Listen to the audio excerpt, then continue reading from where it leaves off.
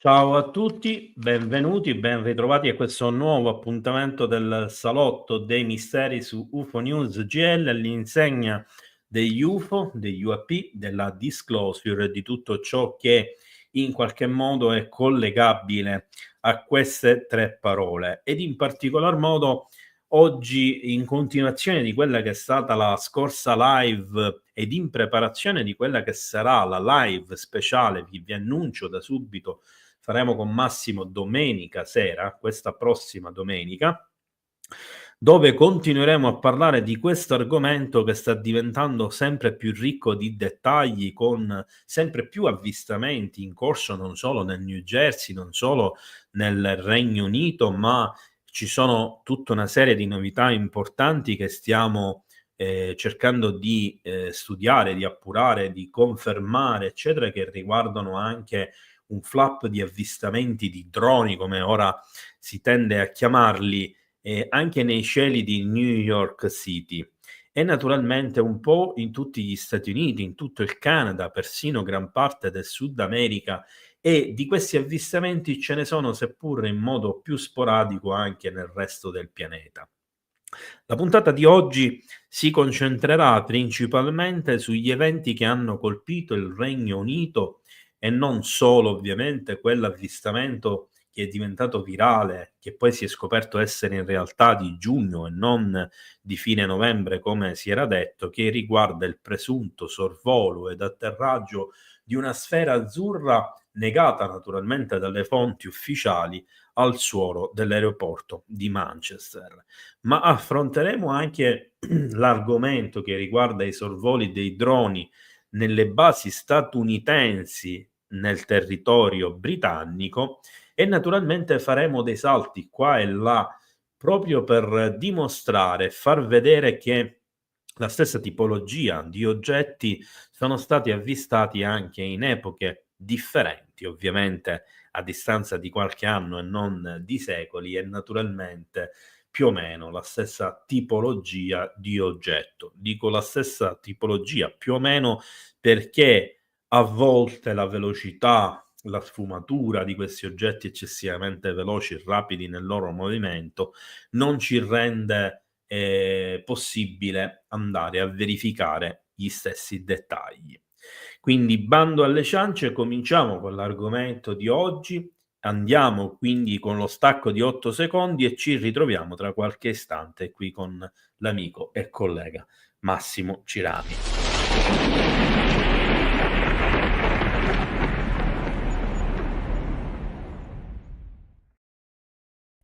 Ciao Massimo e benvenuto. Buonasera, buonasera a tutti. Saluto Angela, Laura e anche Paolo che mi hanno salutato nei commenti, ma saluto anche tutti gli altri partecipanti a queste puntate che io ritengo delle perle disperse nel cosmo, visto che di questi argomenti ci tocca solo noi, altri pochi qui in Italia, farcene carico, mentre io faccio questa mia battaglia personale, i mass media dormono sonni tranquilli e ben pagati. Anche da parte mia, naturalmente, un saluto e un abbraccio a tutti quanti. Non faccio l'elenco dei nomi, hai fatto bene a citare solo i primi che sei riuscito a vedere, anche perché adesso di fatto sono davvero, No, dopo davvero ci in vuole una tanti. puntata solo per salutare. Eh sì, infatti. Massimo, ti chiedo una sola cosa, siccome si è presentato il rumore da subito, quando parlo io chiudi Sì. l'audio. Ok, perfetto. No, chiudi l'audio. Okay, perfetto, perché sembra che c'è qualcuno che sta sgomitando e passa una pezza sopra il microfono. Io nel mentre ho avviato il mio test parallelo, me l'ero dimenticato, quindi un affettuoso benvenuto a tutti gli amici. Vi ricordo, cosa importantissima stasera più che mai, perché Bruno non è presente e quindi non ho il supporto per segnare le vostre domande, anche se non è detto che magari più tardi non arrivi. C'è la necessità quindi che non dimenticate che tutte le domande rivolte a me e Massimo devono essere assolutamente scritte in maiuscolo, in maniera tale che io, quando scarrello, nei momenti che ho tempo, magari mentre parla Massimo, riesca a individuare e a segnare tutto quanto. Fatemi questa cortesia, non lo dimenticate. Allora, in tutto il mondo ci sono oggetti volanti non identificati che stanno comparendo in quantità industriale, ma effettivamente siamo davanti non più ad avvistamenti magari 3-4 al giorno sparsi per il mondo. Siamo arrivati a parecchie decine di avvistamenti concentrate addirittura in un solo stato. Infatti ci sono delle dichiarazioni che poi vedremo tra qualche istante, anche se oggi ho pubblicato uno shorts in cui Massimo è caduto, in cui è possibile da subito capire che solo in un giorno in New Jersey ci sono stati 57 avvistamenti segnalati dal pubblico, e non stiamo parlando di banali avvistamenti, ovvero della lucina che vola in cielo, che una sola persona l'ha avvistata e la riesce a riprendere. Stiamo parlando invece di avvistamenti molto più complessi e molto più particolari, visti da centinaia o migliaia di testimoni, ripresi da 2, 3, 4, 10 testimoni, magari da angolazioni differenti, e questo rende tutto molto più importante, rende tutto molto più documentato, rende tutto molto più facile forse da studiare. In effetti il giorno, adesso non ricordo se era il 7, l'8, che c'è stato il flap di avvistamenti che abbiamo discusso nella scorsa live, che era ancora in corso effettivamente, c'erano 4 oggetti differenti che volavano sopra la città, non 1, non 2, ma 4. Uno è quello che abbiamo visto, che era praticamente un aereo a tutti gli effetti, anche se parlano di dimensioni di circa 2-3 metri di grandezza, e quindi qualsiasi cosa era aveva la forma di un aereo di linea, ma non poteva essere un aereo di linea. Un altro era un triangolo con le luci verdi. Anche in questo caso qualcuno subito ha urlato TR3B, TR3B. Non era un TR3B, perché il TR3B è lungo, per ogni lato tra i 20 e i 30 metri, e in questo caso eravamo davanti ad un apparecchio che si stima essere grande un poco di più di una utilitaria. E il terzo avvistamento era più confuso, è quello che abbiamo confermato e discusso con Massimo nella scorsa live, con tutte quelle luci rosse che in apparenza sembrava un oggetto discoidale, che praticamente anche in questo caso era grande tra i 2 e i 3 metri, quindi non era di grandissime dimensioni. E poi c'era un quarto oggetto che non si poteva stimare la forma né la grandezza, per questioni pratiche di mancanza di punti di riferimento, di quota, di mancanza di movimento, di mancanza di una forma definibile in quanto luce. E questo stesso tipo di oggetto è quello che è stato avvistato anche spesso sopra le basi britanniche. Sottolineo che le basi britanniche della Royal Air Force, che sono state interessate a tutta la questione dei droni, i sorvoli, eccetera, in realtà sono basi concesse in prestito all'USAF, quindi sulla carta escono ancora come basi britanniche della RAF, ma sono basi con personale esclusivamente statunitense.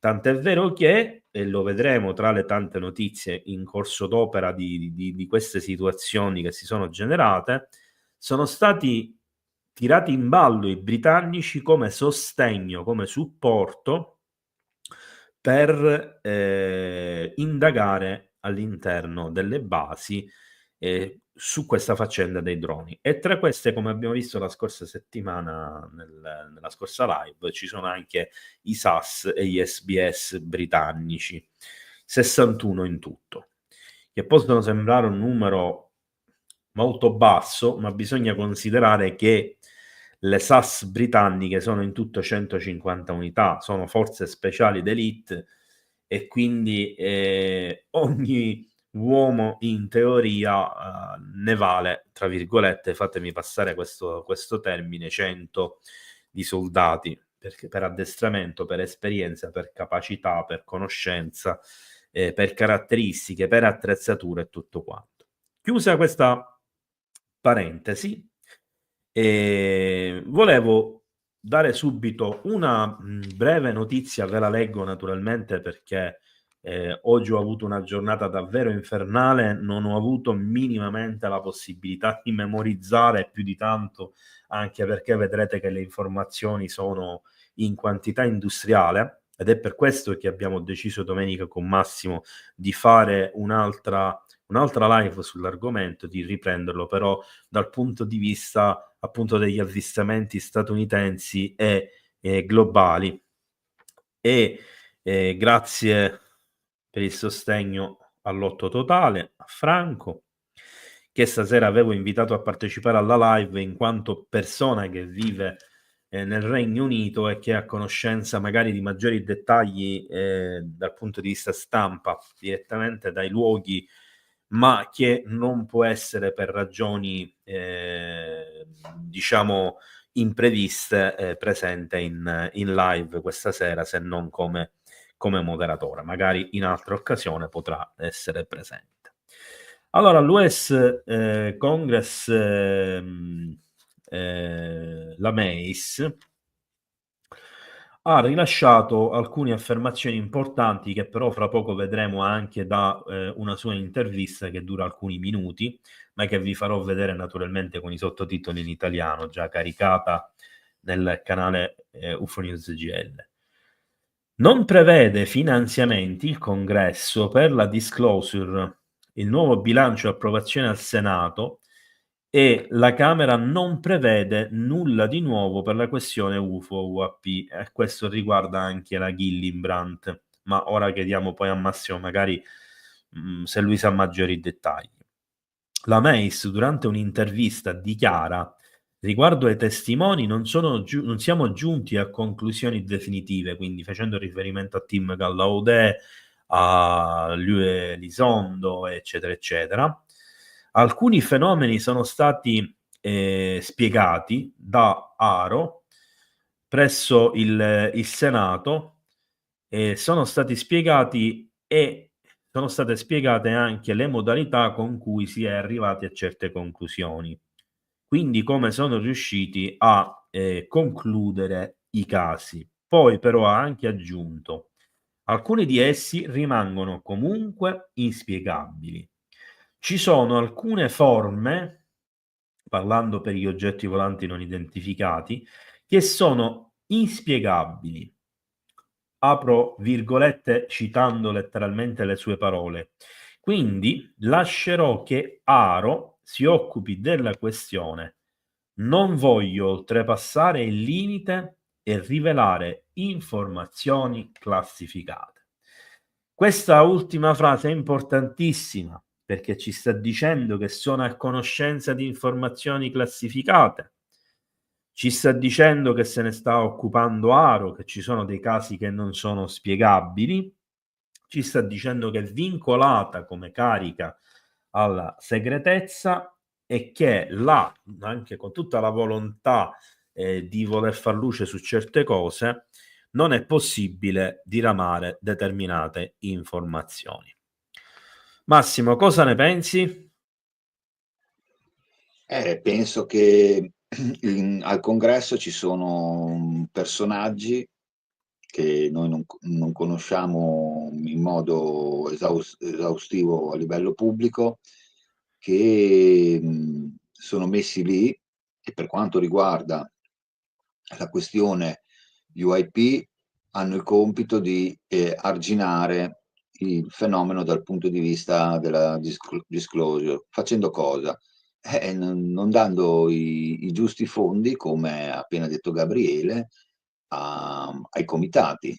Quindi ci sono poche risorse per poter indagare o per poter fare richieste di nuove udienze pubbliche, e di conseguenza il blocco di eventuali altri testimoni che cominciano a diventare un numero cospicuo che non può essere la trama di un copione scritto, perché provengono tutti da ambienti diversi del DOD e quindi hanno una conoscenza nel loro campo specifico con esperienze diversificate. Un esempio l'abbiamo visto all'ultima udienza pubblica, dove c'era un ex esponente dell'intelligence e poi c'era un ammiraglio del NOA, cioè questi non è che lavoravano nello stesso ufficio o nella stessa palazzina, avevano distanze e incarichi completamente diversi, eppure parlavano tutti e due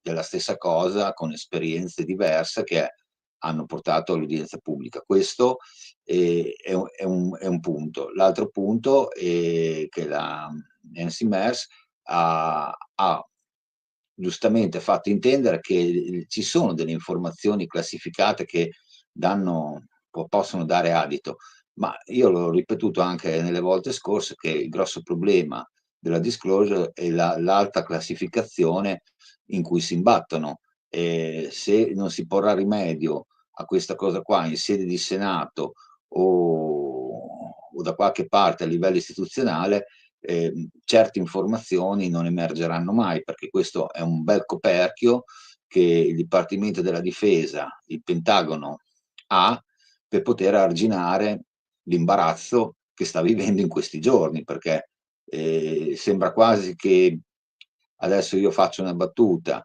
che gli extraterrestri siano a conoscenza delle diatribe che stanno vivendo sulla loro natura, e quindi sembra quasi che hanno detto: beh, adesso facciamo una bella sfolata tutti quanti insieme, così voglio vedere come lo arginano il problema. Mi viene da pensare questa cosa qua, perché seriamente io dico una cosa, che in un momento storico come quello che stiamo vivendo, dove le tensioni in Medio Oriente, con Putin, ma i cinesi come fanno a fare una roba del genere se fossero droni terrestri? Putin come fa ad azzardare una mossa del genere se fossero droni russi? Cioè, sarebbe come dire: io non voglio fare la guerra, però ti stuzzico. Io penso che se fossero stati droni di una qualche forza terrestre, secondo me ci sarebbe stato un impegno maggiore all'adempimento dell'abbattimento di essi, e di conseguenza una superpotenza come quella statunitense avrebbe in una qualche forma dichiarato il trofeo per dichiarare al mondo che i più forti sono loro. Invece questi, oltre a dire che non riescono a capire, dicono che non riescono a capire che roba è, non hanno attuato nessuna strategia di difesa sopra il proprio territorio, manco fossero in mezzo all'oceano. Cioè, questi gli stanno volando in casa e questi dicono: ma come li abbattiamo? Io ho la netta sensazione che certi droni come, tra virgolette, siano molto difficili da abbattere, e quando nel corso di questa puntata Gabriele vi leggerà le dichiarazioni di alcuni piloti che hanno ingaggiato a livello aereo con questi droni, capirete il perché è difficile abbatterli. Allora, Massimo, stavo vedendo un attimo un dettaglio che mi sono dimenticato, ma io adesso, partendo dal presupposto che la penso esattamente come te, e che ho sorriso infatti quando raccontavi quella che è la tua opinione un po' anche ironica sugli eventi attuali, che io condivido, perché sembra di vedere una scena in cui io mi faccio vedere e tu che fai? Cioè una sfida della serie: adesso come fai a dire che non ci siamo qui, no? No, ma anche perché, scusa Gabriele, no? Posso capire un'azione di investigazione tramite incursioni nelle basi militari, che potrebbe anche ricondurre a un'azione di spionaggio di qualche altra superpotenza. Ma poi cosa ti metti a girare per le cittadine? Non solo, c'è anche il sorvolo Quindi del per me campo è di golf un'azione di Trump. volontaria di farsi vedere. Sì, ma infatti secondo me è quello il discorso, almeno in alcuni casi, perché io su alcuni eventi ho dubbi, ma ne parleremo, diciamo in corso d'opera. Qua scorre la chat mentre clicco le cose e si aprono da sole. Allora, adesso vi facciamo vedere 5 minuti di un'intervista, con i sottotitoli proprio della MEIS, del congresso, che rappresenta il gruppo dei membri del congresso che si interessano alla questione UFO-UAP e che vogliono una maggiore apertura da parte dei servizi, da parte del Pentagono, eccetera, che stanno lottando per questo. Vi ricordo giusto il nome di Tim Burchett, che era lui, diciamo, il capo del gruppo fino a poco tempo fa. Quindi, allora, condivisione schermo, condividi, ok. Well, over the past few weeks, hundreds of eyewitnesses have now reported seeing large size UFOs or drones, you can call them whatever you like, hovering for hours, Scusate, not si sono minutes, tolti i over sottotitoli, parts of ora the lo United faccio States, from ripartire Arizona to New Jersey to North da capo. Carolina, all across the United States. Magari non Many in reports kazako, that these are aspettate hovering. che lo fermo perché... Allora, oggi scorrono le cose da sole e mentre uno clicca spariscono. Ok. Well, over the past few weeks, hundreds of eyewitnesses have now reported seeing large size UFOs or drones, you can call them whatever you like, hovering for hours, not minutes, over parts of the United States, from Arizona to New Jersey to North Carolina, all across the United States. Many reports that these are hovering over military installations as well. And now we know that the FBI is actively investigating these UFOs. In fact, we just got word that these UFOs are now hovering over federal agents' homes. Listen.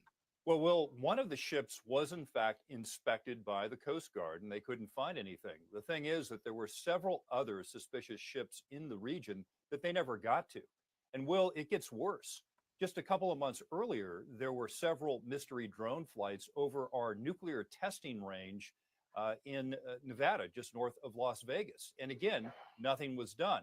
And it gets even worse. Some of the FBI agents that have been assigned to look into this have reported drones flying over their homes as if to say, hey, we know where you are. Well, we wanted to bring in Representative Nancy Mace, who's been outspoken on this issue. She sits on a number of committees in the House of Representatives, the Committee on Oversight and Accountability, Committee on Armed Services, and the Committee on Veterans Affairs. We wanted to welcome the Congresswoman on the show today. Nice to see you. Yeah, thank you for having me. So, given the fact that we've seen a number of these large-scale incursions over the past few weeks, this is alarming, and now we're seeing it in the United Kingdom as well. Do you think the Pentagon, do you think the Biden administration is taking this seriously enough when we now got reports of these things hovering over federal agents' homes? What are you hearing, and what do you want the government to be doing about this?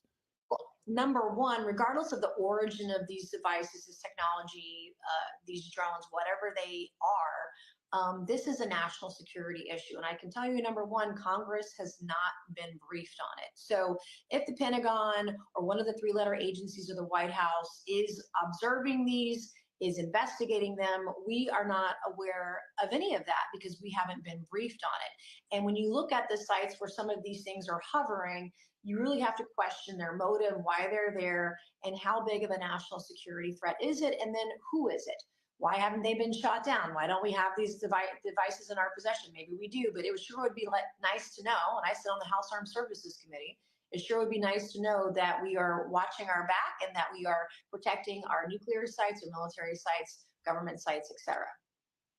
And I haven't heard any reports of these being shot down. No None. eyewitness reports None. that I've heard from any of our sources. And the same thing in the United Kingdom. We do have video in the United Kingdom of apparently a helicopter incursion with these drones, and they're mimicking the helicopter. I mean, zipping up where the helicopter is trying to take evasive action, they're following and zipping right in the same pattern.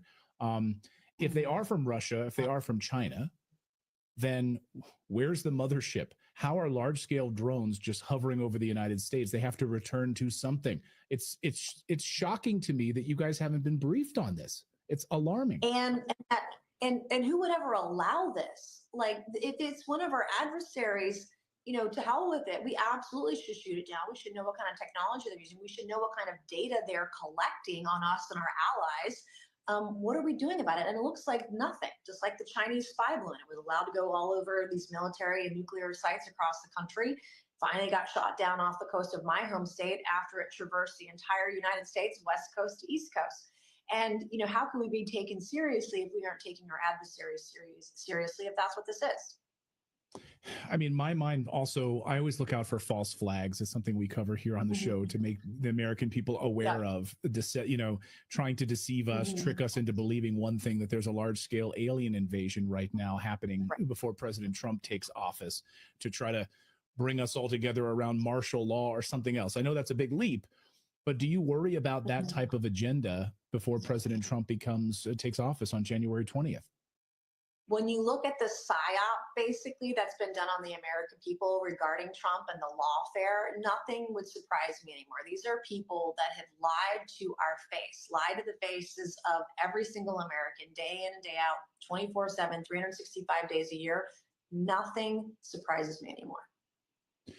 Are you hoping to have a UAP select committee with sort of church style hearings once a month? Maybe I'm projecting, but I would love for you guys in Congress to have once a month, we have these hearings, because each time you hold one of these, we get new revelations about reverse engineering of craft. We have these craft. Now we have biologics. That's an admission on the congressional record now. Yes, we have off-world vehicles. Yes, we have off-world biology. We have beings now in our possession in some capacity or in some research capacity in these deep state programs.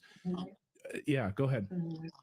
Well, I was going to say, and one of the other things we learned at the last hearing is that we're compensating people for their injuries in some of these crash retrieval programs, which I find very interesting. So if the program doesn't exist, why are we paying people for their injuries incurred during working on the program that doesn't exist? Like, none of it, I'm not a mathematician, but it doesn't add up. Do you hope that we'll have a select committee on this where we'll get these sort of monthly hearings?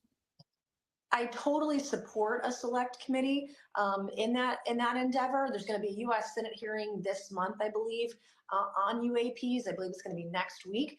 And so I support any kind of transparency, accountability, and disclosure in a select committee or any other. But also our committees and subcommittees of jurisdiction that do any national security work, we should be holding regular hearings within those subcommittees about this, because to me, it is a national security issue. No matter if you're a skeptic or a believer, it doesn't matter. It is still a national security issue and should be treated that way. Allora, mi fermo qui, poi vi posterò la, versione integrale direttamente sul canale.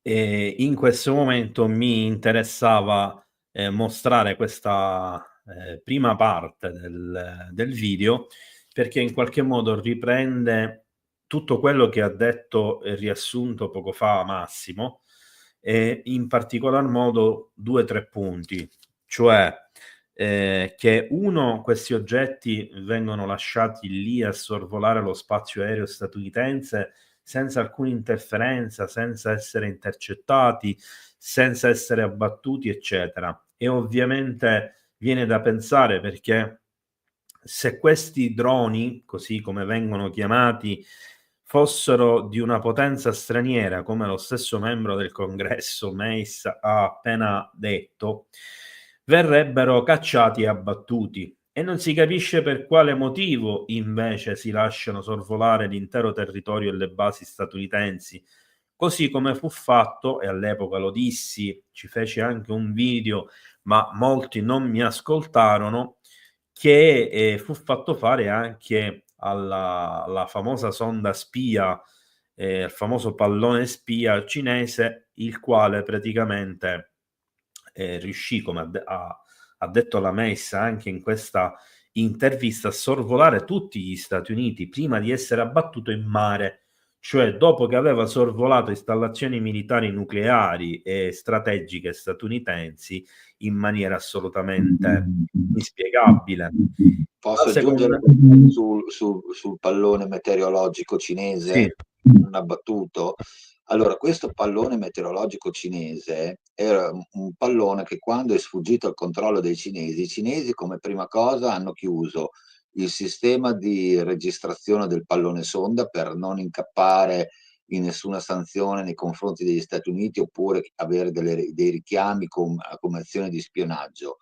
Dopodiché hanno anche avvertito le autorità preposte statunitensi che questo pallone era sfuggito al loro controllo. Quindi tutto quel cinema che hanno fatto quando l'hanno abbattuto è stato un vero cinema per cercare di depistare l'argomento UAP, anche se poi, quando l'hanno abbattuto là in Canada, siamo venuti a imparare dai piloti che non l'hanno detto ufficialmente, ma l'hanno detto di sottobanco, che oltre a pallone sonda c'erano anche degli altri oggetti che erano impossibili da inseguire e che si sono poi dileguati, e che loro hanno poi dichiarato che erano degli UAP. Questo per dire che adesso li chiamano droni, no? E hanno una difficoltà immensa sia nell'intercettarli come natura di origine, e non si capisce perché non per tentare di o cacciarli via o abbatterli. Io ho la netta sensazione che loro sappiano bene qual è il potenziale di prestazione di questi oggetti, e in un eventuale ingaggio aereo anche gli F-22 Raptor farebbero una pessima figura, e quindi dopo dovrebbero giustificare anche un gap tecnologico, e quindi se ne stanno fermi, onde evitare qualsiasi tipo di commento da parte e di critica da parte della stampa. Io vedo questo perché non vedo altra ragione.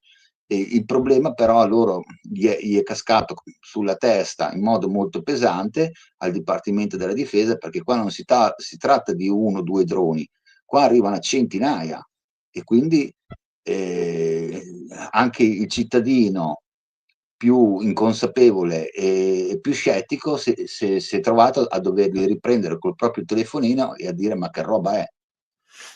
Allora, Massimo,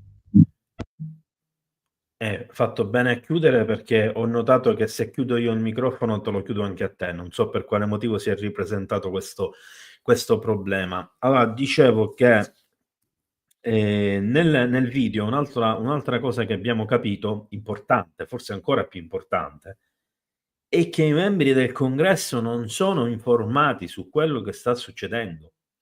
Non sono informati su questa presenza, non sono informati se è una minaccia, e si lamentano perché, giustamente, facendo parte del comitato che deve fare anche le approvazioni dei bilanci sugli armamenti, è logico che il brancolare nel buio in questa situazione non è soltanto frustrante, è considerato un forte pericolo nei confronti degli Stati Uniti.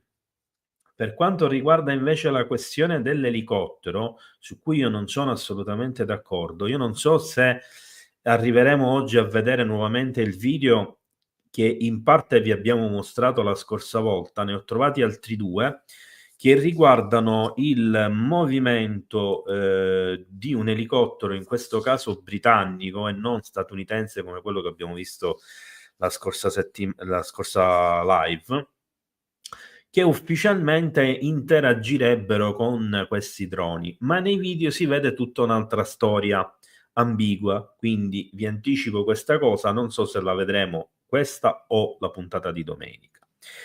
Detto questo, quindi ovviamente in una città dove ci sono decine di droni che passano ogni giorno, dove ci sono oggetti volanti non identificati di piccole, medie, grandi dimensioni, dove ci sono ogni tanto gli elicotteri che si alzano in volo.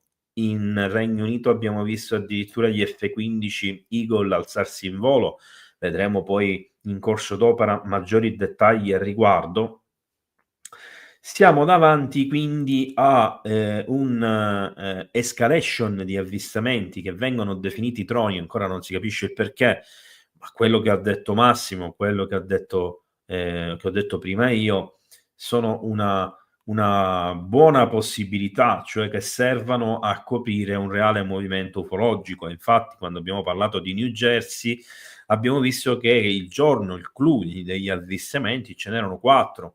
E di questi 4 uno sembrava un drone classico, seppur con la forma di un aereo di linea, uno sembrava un triangolo volante e gli altri 2 non avevano alcuna spiegazione. Ora, quindi c'è stato chi ha cercato di indagare sulla questione e di farlo anche per conto proprio.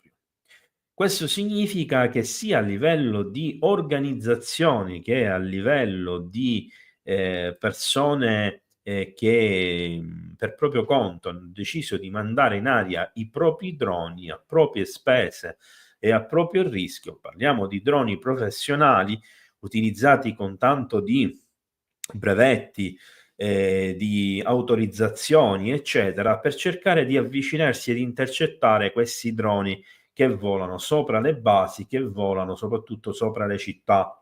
Poco fa, mentre Massimo stava cominciando a parlare, io stavo specificando che uno degli obiettivi che possono sembrare ridicoli, che sono stati sorvolati continuamente dai droni in questi giorni, è stato il campo di golf di Donald Trump, che ovviamente non è un obiettivo né strategico né militare, però è comunque un luogo dove il presidente degli Stati Uniti si reca spesso.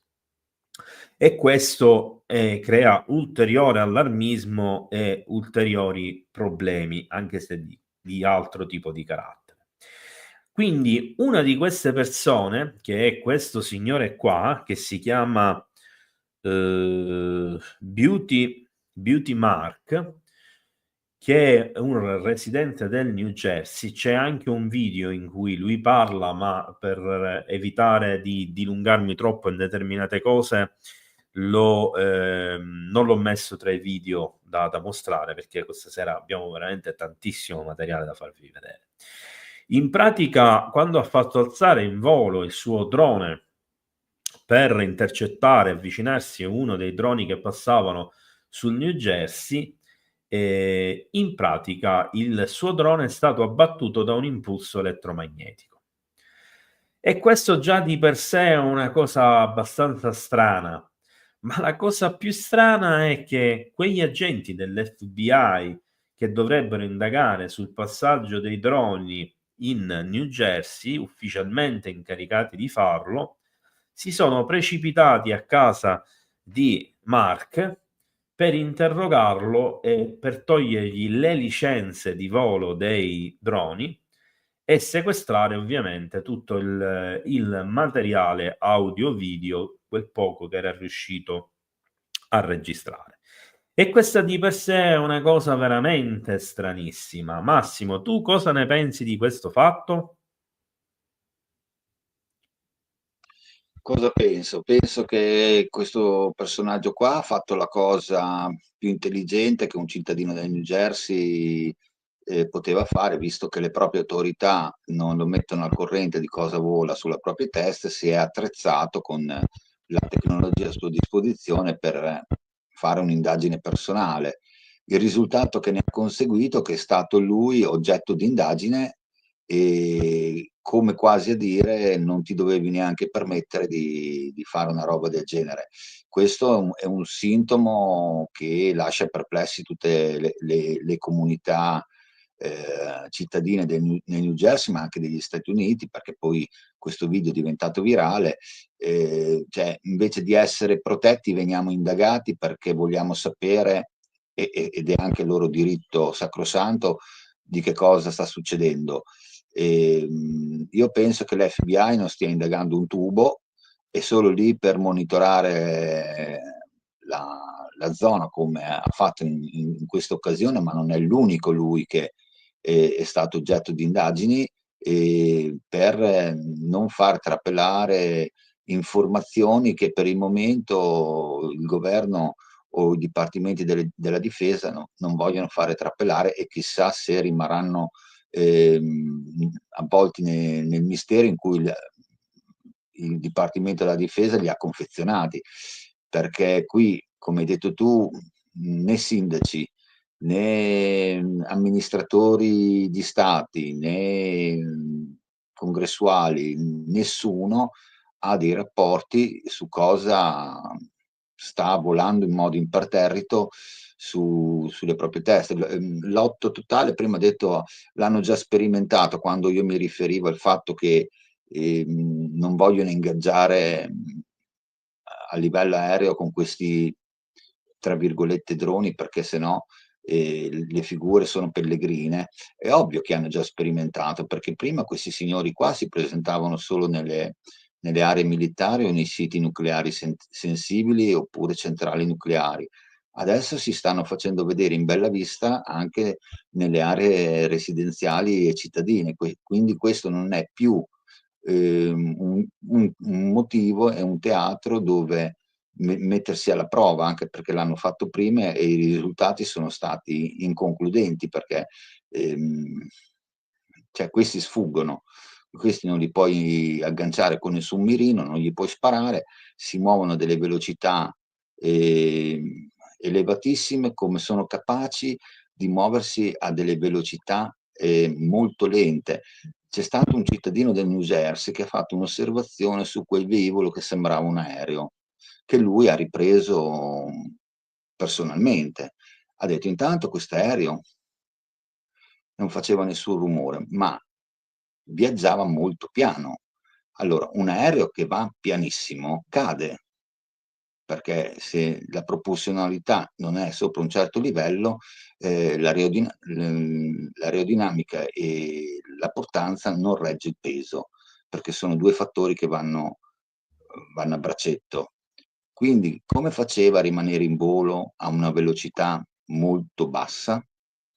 Perché loro sono capaci, questi oggetti sono capaci di muoversi, di rimanere fermi, di traslare nell'asse verticale o orizzontale a loro piacimento, con accelerazioni istantanee. Quindi che tipo di tecnologia è?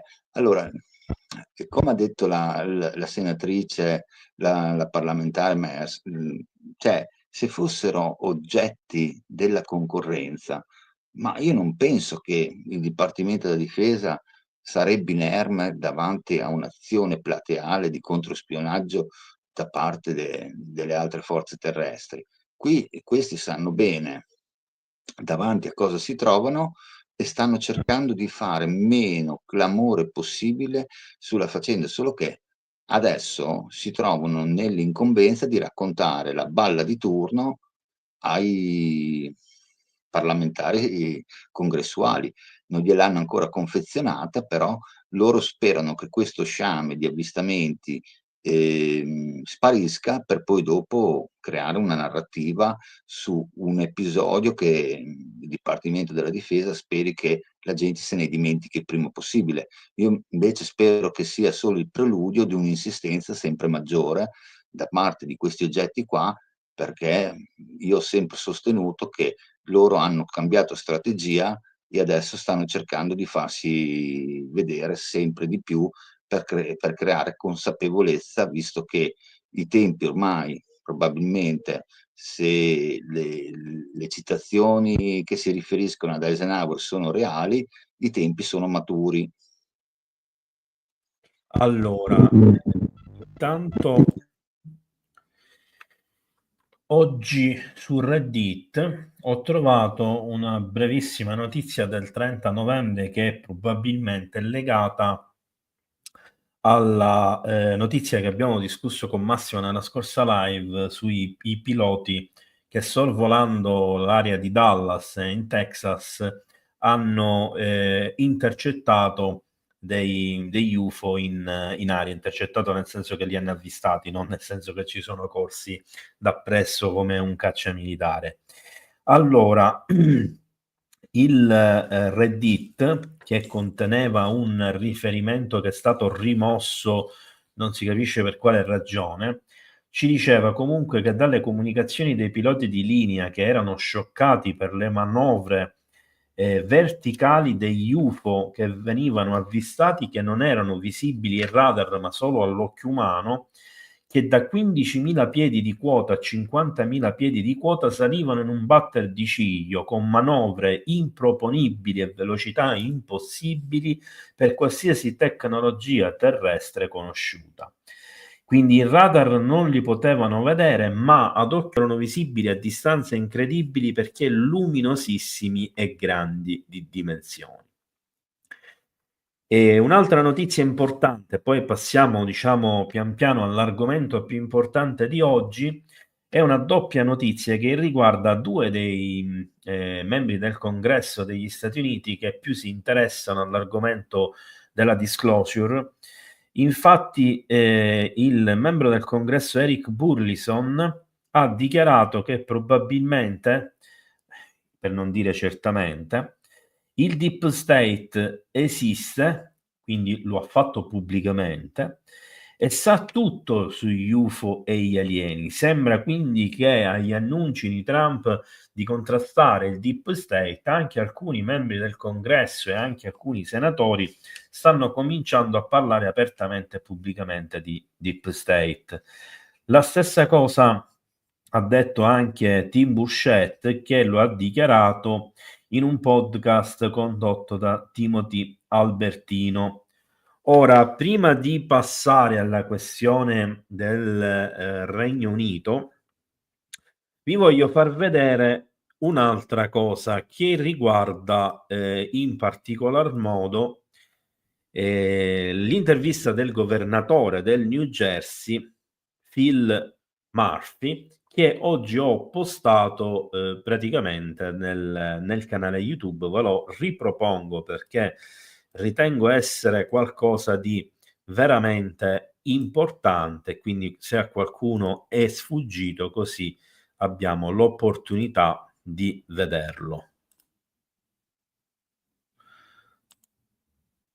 Se n'è andato. The drones in New Jersey and more. What can you tell us? What is going on, and why is it taking so long to come up with an explanation? Yeah, it's a good. I don't blame people for being frustrated. Let me say, most importantly, right up front, we see no evidence, and I say we. This includes Homeland Security, FBI, Secret Service, our state police, authorities at all levels of government. The most important point to say is we don't see any concern for public safety. That's number one. Number two, having said that, it's really frustrating that we don't have more answers as to where they're coming from and why they're doing what they're doing. We had last night 49 sightings. I was on with the White House and Homeland Security leadership literally at the very top yesterday for pretty much all day.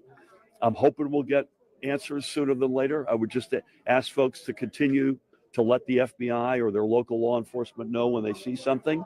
And we'll continue to do everything we can with our federal partners to get clearer answers. Why is it so hard to get answers? These are apparently very, as I understand it, very sophisticated. The minute you get eyes on them, they go dark.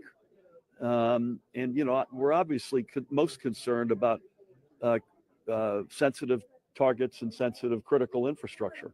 So we've got military assets, we've got utility assets, we've got the president-elect's one of his homes here. This is something we're taking deadly seriously. We've got good cooperation out of the feds, but we need more, and that was my plea. The drones in New Jersey and more. Allora, in questa intervista del governatore del New Jersey ci sono diversi punti importanti che emergono. Il primo riguarda le investigazioni parallele dell'FBI, dell'Homeland Security e dei servizi segreti che starebbero, condizionale d'obbligo, indagando sulla questione dei droni, sulla questione degli UFO UAP in New Jersey e sopra le installazioni militari. Seconda cosa importante, Il governatore del New Jersey, non stiamo parlando di un cittadino qualunque, il governatore del New Jersey ha chiesto spiegazioni all'FBI, all'Homeland Security, ai servizi segreti e al governo federale e ha ricevuto picche. Cioè gli è stato detto semplicemente che non possono dare informazioni, quindi brancolano nel buio in New Jersey, e ha sostenuto che in una sola notte ci sono stati 49 avvistamenti di droni. Ovviamente ufficialmente 49, potrebbero essere anche di più, sparsi per il territorio del New Jersey. Quindi siamo davanti a qualcosa che sta spaventando la popolazione, sta preoccupando il governatore del New Jersey, in particolar modo per quanto concerne le diciamo basi, le installazioni militari più in generale e via discorrendo. E un'altra cosa importante che ha detto, almeno tra quelle che mi hanno colpito di più, è che questi droni, che ovviamente per lui non sono droni, perché altrimenti non avrebbe fatto questa affermazione finale, ma li chiama droni perché ufficialmente vengono definiti così, che mentre vengono osservati improvvisamente spariscono, come se nel momento in cui vengono individuati avessero coscienza di questa azione e diventassero invisibili o sparissero del tutto. Massimo, cosa ne pensi tu di questa situazione, di queste affermazioni? Beh, questa è una delle prove lampanti dei tempi che percorriamo, che quando anche un governatore di uno Stato va a chiedere informazioni su avvistamenti, vale come il 2 di coppe. Cioè, tu puoi essere anche il presidente degli Stati Uniti, ma chi detiene le informazioni e per suo diritto decide che quel tipo di informazione non è ad appannaggio di tutti, anche se questa roba qua ti vola sopra la tua testa, tu ti devi fare gli affari tuoi. Questa è la sostanza di quello che accade, perché l'argomento esiste, è sotto gli occhi di tutti, e chi lo gestisce e chi l'ha gestito fino ad oggi in una certa modalità reputa regolare, anche se non lo è, privare anche un governatore dello Stato del New Jersey di qualsiasi tipo di informazione sugli avvenimenti odierni che questo governatore sta vivendo insieme ai propri cittadini, cioè quello di essere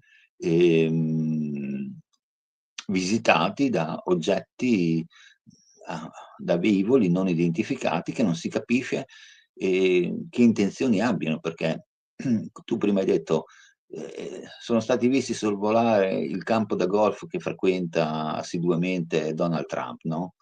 Allora, tu mi dici che se fosse stata un'azione di spionaggio, che significato ha? Cosa fanno? Quando Donald Trump gioca a golf gli tirano un missile, cosa fanno? Gli tirano un raggio torpedine che devasta il campo e fa sparire Donald Trump. Cioè, non penso che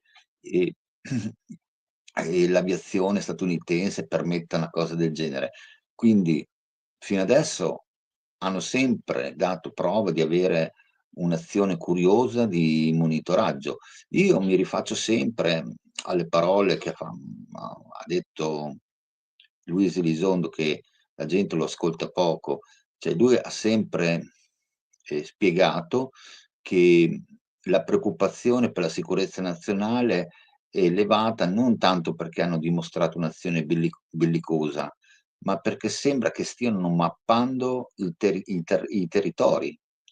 Perché gli avvistamenti non sono solo nei siti militari, sono anche nei bacini idrologici, sono sui sistemi di movimento ferroviario, sono su tante arterie che noi terrestri utilizziamo. Quindi sembra quasi che stiano mappando le nostre abitudini, i nostri sistemi e le nostre risorse. poi giustamente uno dice perché questo mappa tutto, cosa si sta preparando, a cosa si sta preparando, a cosa si sta organizzando. È questo che a loro terrorizza, però il fatto stesso che per questioni di ordine pubblico, per questioni di non cedere a un atto di fragilità, di debolezza di fronte a questo fenomeno, lo tengono riservato per il momento senza dare nessuna informazione. Questo stanno facendo.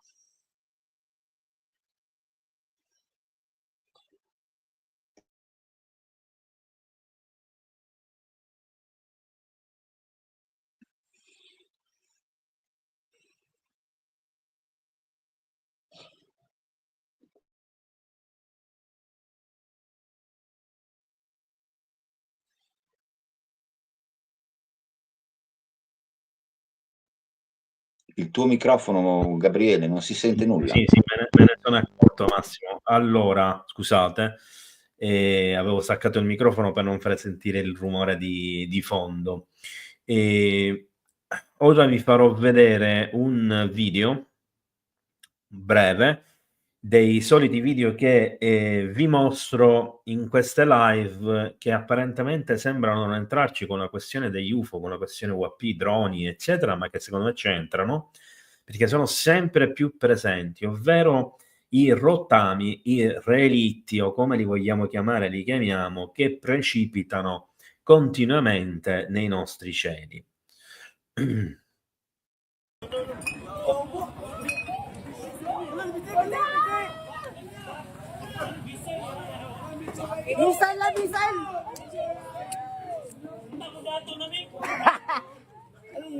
Simbako.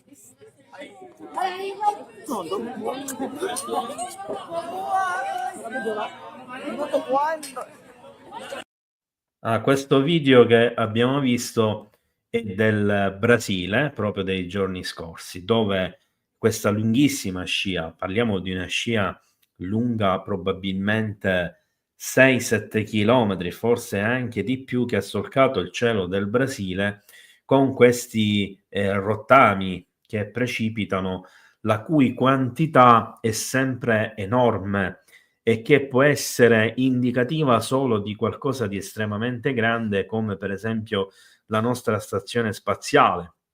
Ma tutti questi rottami che precipitano, che qualcuno ahimè continua a sostenere essere dei meteoriti che non c'entrano assolutamente nulla con i meteoriti, né per traiettoria, né per velocità, né per modo di comportarsi, e potrei fare un elenco abbastanza lungo di motivi per cui non lo sono, siamo davanti a una cosa che, di pari passo all'aumento alla frequenza delle apparizioni di questi droni, di questi UAP, degli UFO più in generale, in tutto il mondo, continuano ad aumentare nei nostri cieli e si verificano in giro per tutto il mondo.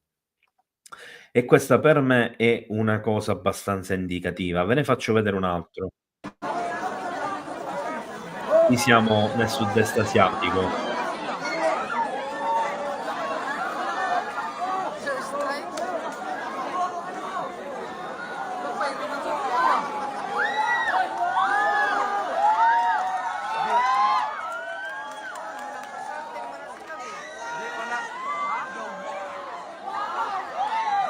Qua addirittura parliamo di una scia lunga almeno 10-12 chilometri in cielo.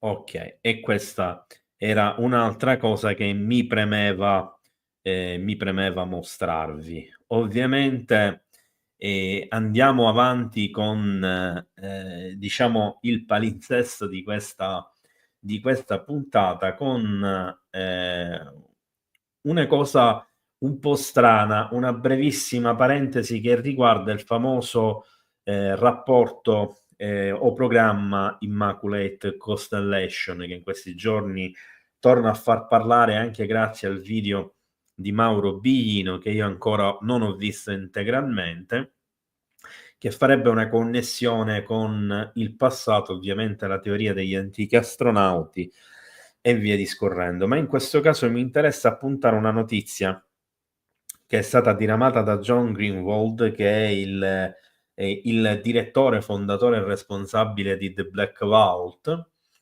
che ha pubblicato questi documenti del National Security Agency, l'NSA, che conferma che ha deciso di non confermare e di non mostrare quindi i documenti, citando naturalmente il FOIA di Immaculate Constellation, per questioni di sicurezza.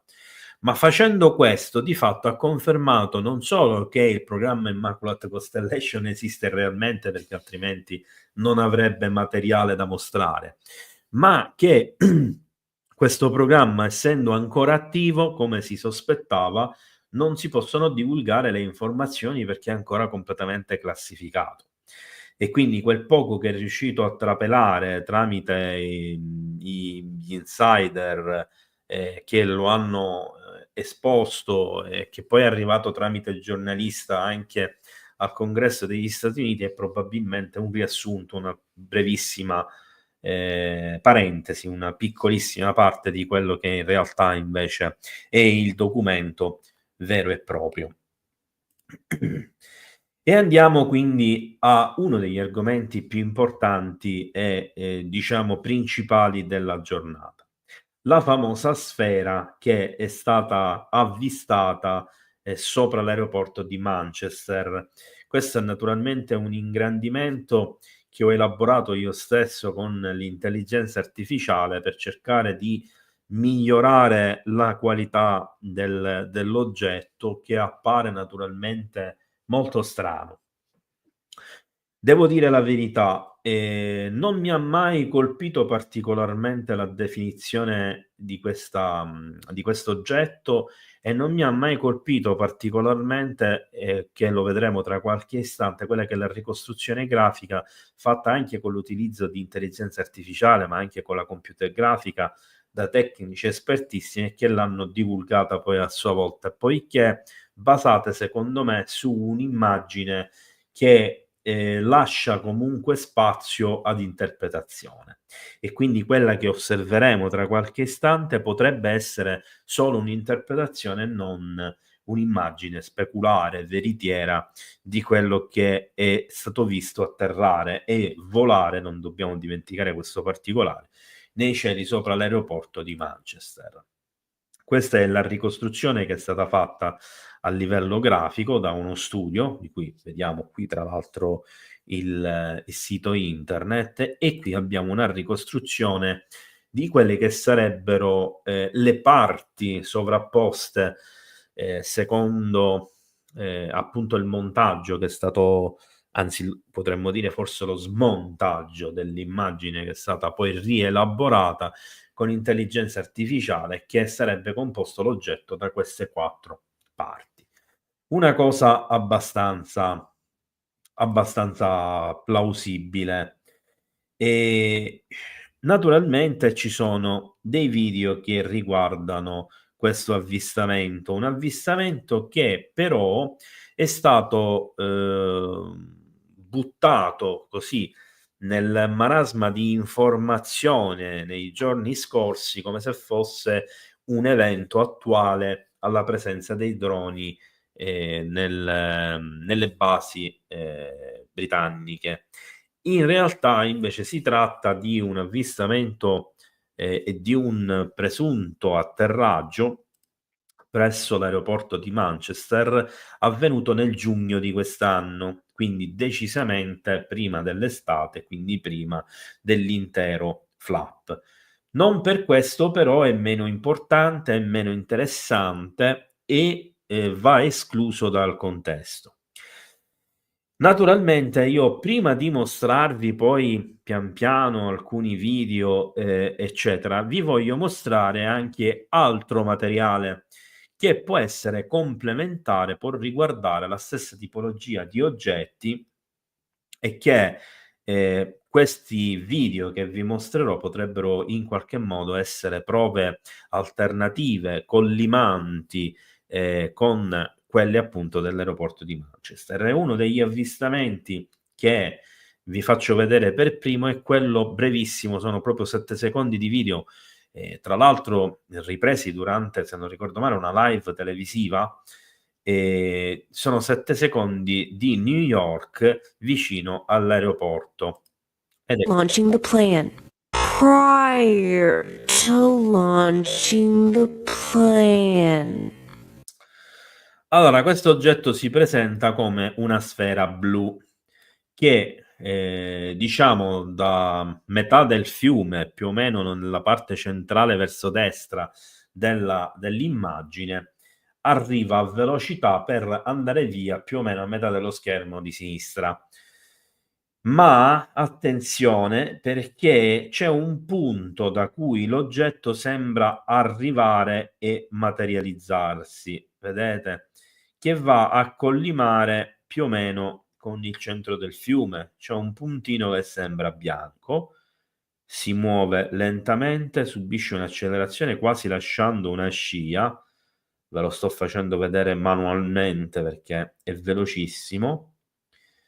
Avanza, è chiaramente un oggetto, non è una fonte di luce, anche se alcuni scienziati, incluso Avi Loeb, hanno sostenuto che si tratta di un riflesso.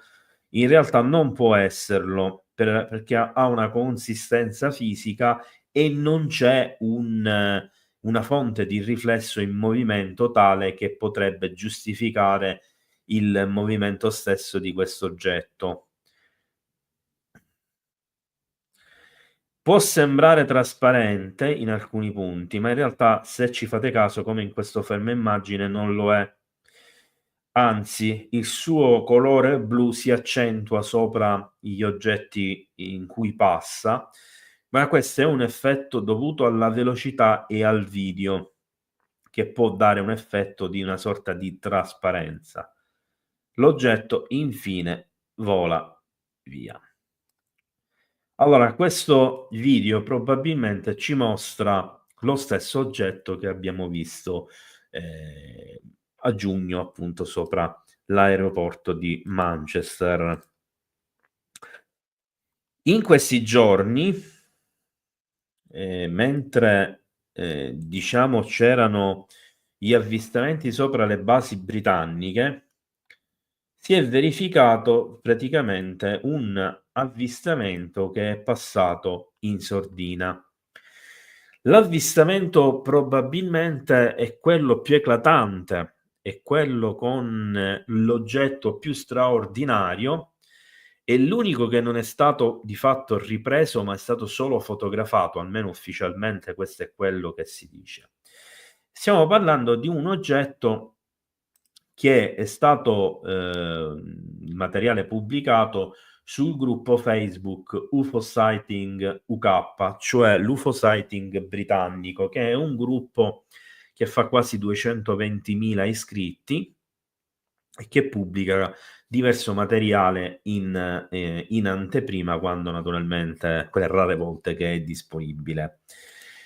L'oggetto è questo che vediamo nella foto in basso del post, è un oggetto apparentemente triangolare, probabilmente più simile ad un rombo che ad un triangolo. Al suo centro ha una sorta di cerchio fatto da quelle che sembrano luci, che potrebbero però essere delle propulsioni di colore azzurro, e qui vediamo un momento in cui sembra accendere un motore centrale probabilmente, e poi abbiamo queste altre due immagini. Allora, di questo drone, almeno ufficialmente, non abbiamo un video. Questo drone ha sorvolato una delle basi statunitensi in Regno Unito più importanti, ha sorvolato gran parte del Regno Unito, qualcuno sostiene persino Londra, ma non c'è documentazione che diciamo accompagna tutto questo. Ho trovato un video, non so se sono riuscito a caricarlo, perché vi dico c'è tanto di quel materiale che devo caricare un poco alla volta, quindi non so se questo è disponibile. Se riesco ve lo faccio vedere, altrimenti se ne parla alla prossima puntata. Di questo stesso oggetto avvistato però qualche anno fa, ma è praticamente quasi identico, in Sud America, in tempi naturalmente non sospetti. Allora, Massimo, cosa pensi tu di questi avvistamenti dell'aeroporto di Manchester, di questo di New York, di quest'altro del Regno Unito?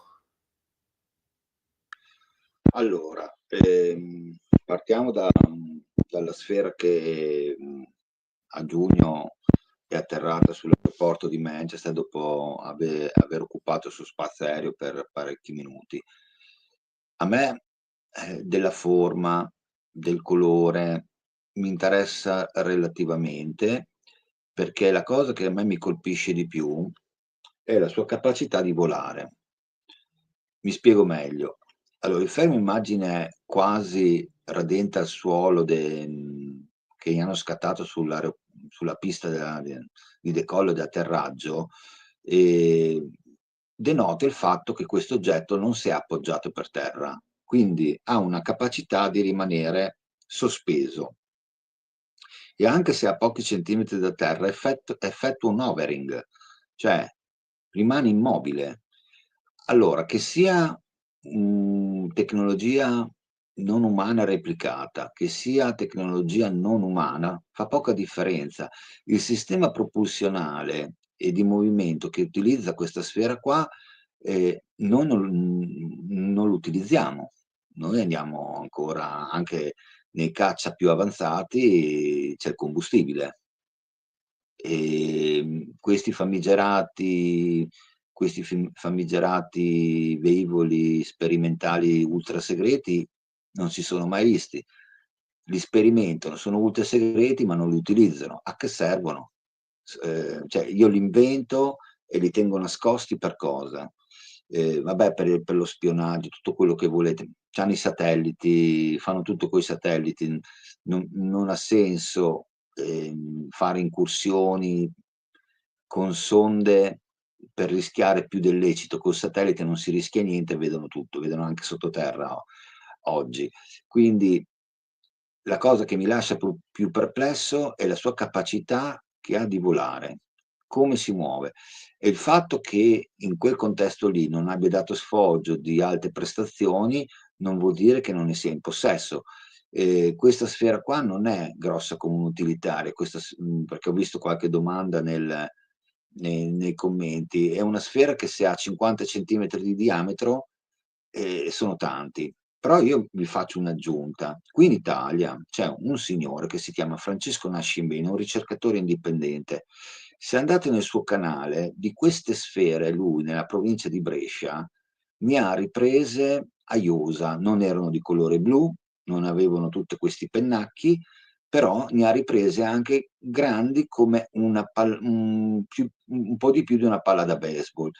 Ma nei filmati che propone Francesco Nascimbeni, se lo guardate a velocità normale, voi non vedete la sfera, talmente la sua accelerazione è distribuita in pochi frame. Bisogna guardarla al rallentatore. Io ne ho visto uno una volta che mi ha colpito molto in un centro abitato, è uscito fuori da una siepe ed è passato radente all'orecchio di un signore che andava in bicicletta che non si è accorto neanche che la sfera passava. Quindi di questi fenomeni qua, che siano di matrice terrestre o non, ce ne sono sempre stati. Io sono uno che la pensa come Herman Hasbro, che ieri ha fatto un'affermazione molto eclatante, ha detto che si registra una firma propulsionale non terrestre ogni 64 minuti in ingresso e in uscita dalla nostra atmosfera. Quindi vuol dire che forse là fuori c'è molto traffico. Lo dice uno che ha le proprietà, le capacità e gli attributi scientifici per poterlo dire, e lui attualmente probabilmente si è chiuso nel suo guscio, ma fa attualmente ricerca per conto suo. Lui in tempi passati è stato vice direttore della comunità mondiale astronomica, ha vinto dei premi per le scoperte delle lune di Saturno, poi si è dedicata agli UFO in tempi non sospetti ed è stato preso in giro da tutta la comunità scientifica astrologica, e lui se n'è altamente infischiato, e come studio molto importante lui è riuscito a capire che questi oggetti hanno una ciclicità, quindi si manifestano fino a poco tempo fa si manifestavano con un certo ordine temporale, ha capito come entrano nella nostra atmosfera nel senso inverso di come ruotano i nostri satelliti, perché sai Gabriele, bisognerebbe che qualche volta noi facciamo vedere un qualcosa, se lo riusciamo a trovare a livello video, che faccia vedere ai nostri telespettatori come siamo combinati come densità di satelliti fuori dalla nostra atmosfera, che è una cosa impressionante. Cioè, poi se filtrano un filtro il sole, fra un po' domandiamoci perché. E questo per dirvi che io su questo oggetto qua sulla pista di Manchester, la cosa che mi colpisce sempre molto è la sua capacità di volo, che poi per capacità di volo io intendo che sistema propulsionale utilizza e che fonte di energia ha per muoversi, come abbiamo visto in diverse occasioni queste sfere. Allora, Massimo, nel frattempo vedo che si stanno accumulando una quantità incredibile di domande e ricordo a tutti di scriverle in maiuscolo. Ed è lecito che oggi ci saranno tantissime domande perché ci sono tantissime informazioni, ci sono tantissime notizie, tantissimi video, quindi dove arriviamo mettiamo punto. E come al solito eventualmente vi inviterò, qualora non riuscissimo a rispondere a tutte le domande, a scriverle sotto al video così da potervi rispondere e darvi insomma la nostra opinione. Allora, io inizierei da subito intanto col parlare di una cosa che è proprio argomento della giornata, però prima voglio caricare un video che nel frattempo che tu parlavi sono riuscito a recuperare, che ci mostra proprio quell'oggetto che dicevo poco fa, lo stesso oggetto che abbiamo visto sul Regno Unito, ma che in questo caso praticamente, se non ricordo male, è in Sud America, ma guardate l'incredibile zoom utilizzato per riprenderlo. Ubicarlo, allá está. Estático, totalmente estático, no se mueve. Nada, no se mueve. E che occhio che aveva la persona che è riuscita a vedere questo oggetto a quella distanza. Qui lo vediamo da una prospettiva diversa perché di profilo, e quelle che sembravano luci piatte, rotondeggianti, qui sembrano invece delle vere e proprie sporgenze. E non essendoci la luce accesa, sembrano di colore rosso. Si se mueve poquito. Mira, tiene naranja. Vediamo all'inizio, ecco qua, c'era Colombia, Medellin 2023. Allora, loro lo definiscono UFO draconiano, cioè rettiliano, non so in base a quale criterio, anche se nella comunità ufologica internazionale, seppur non lo sentirete dire pubblicamente, spesso si sostiene che i triangoli neri siano appunto dei rettiliani e che il famoso TR-3B sia stato appunto una retroingegneria dalle loro diciamo UFO, dalle loro astronavi. È più corretto dire che UFO, perché UFO vuol dire che non sappiamo che cosa siano. Allora, adesso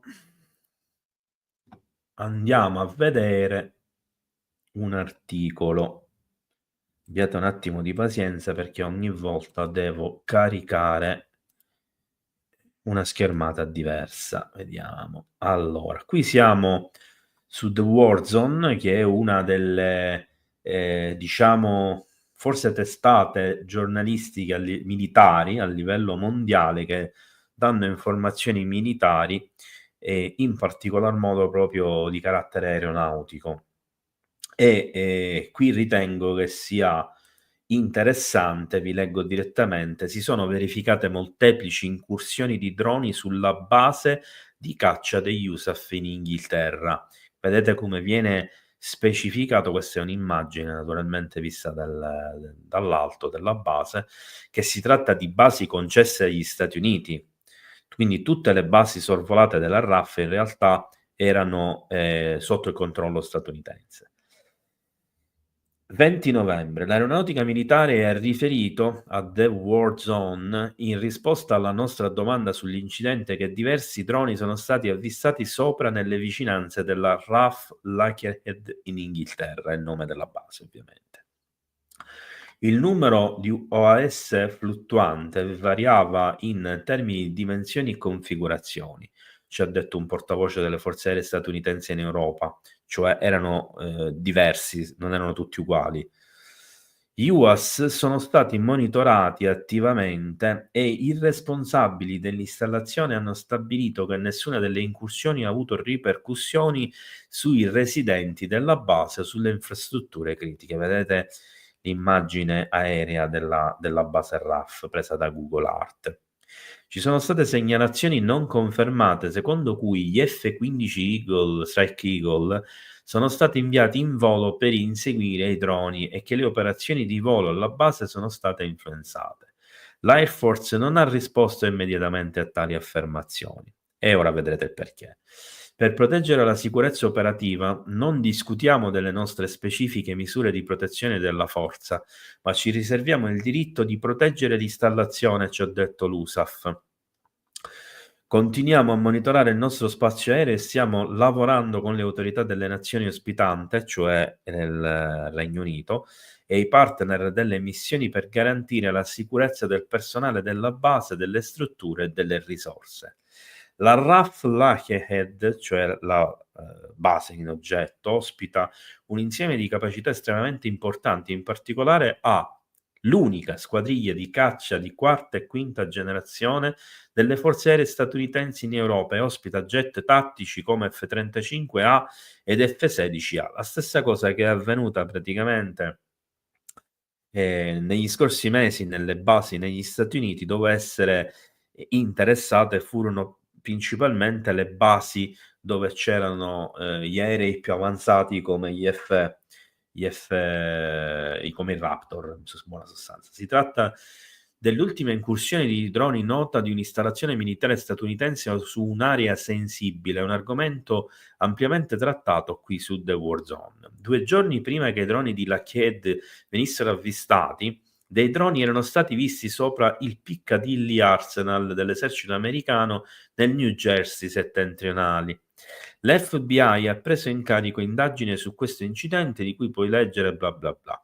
C'è stato un aumento di eventi di intrusione in patria e all'estero, e specialmente dopo gli eventi sulla Langley, che è quello a cui facevo riferimento io, AFB, lo scorso inverno.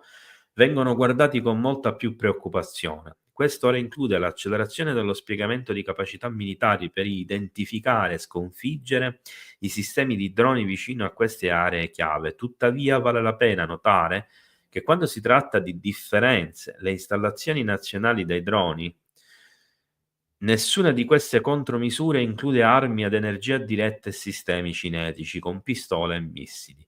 Puoi leggere di più, eccetera, eccetera. Allora,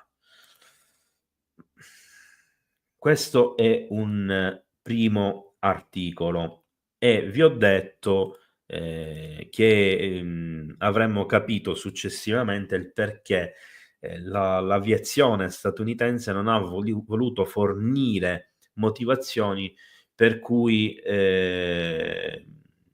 non rispondeva alla questione se si sono alzati in volo o meno i caccia F-15, perché in realtà è avvenuto non solo è avvenuto, ma i caccia hanno tentato di intercettare almeno uno dei droni, non riuscendoci. E il tutto è stato documentato. Allora, il primo video che vi faccio vedere è un video in cui decollano proprio gli F-15 dalla base del Regno Unito e viene spiegata la situazione. Things take off, and when they were pushing it, I don't know if you saw the beginning of the stream, you might be able to roll back, but they weren't hanging about, and there was afterburners, full afterburners for as far as I could see them go out, and I've never seen that here before. So, just in time got them going out, and like I said, go back and have a look at the afterburners. They did not stop. They kept them on, and they were in a hurry.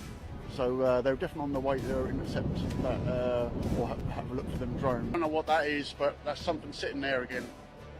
So whether that's they're going around to have a look at that maybe that is one of these drones. Don't really know what that is at the minute.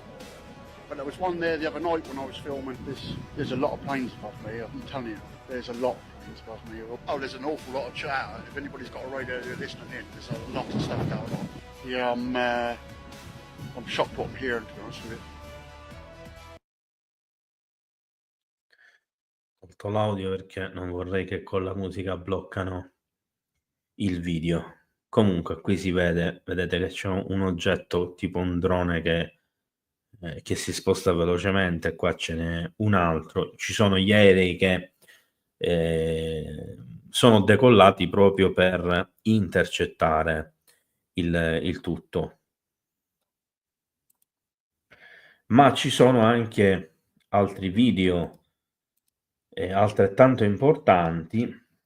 Io adesso non ricordo quale, vediamo se è questo.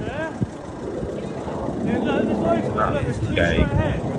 Questo è il drone principale, quello da cui si è innescata tutta l'ambaradan sulla base dell'USAF sul territorio britannico. E questo oggetto luminoso rosso è rimasto lì per diverso tempo e i caccia Strike Eagle sono decollati apposta per intercettare questo oggetto.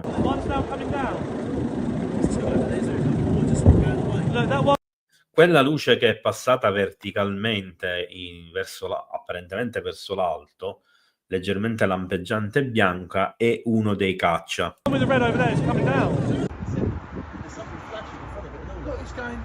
Oh yeah, something flashing in front of it, yeah. Well, that's above it. It's underneath it, yeah? That's cool, you know, because it's right the flight path. Obviously they know what they're doing. Cannot focus on it. Right above you, it's really bright.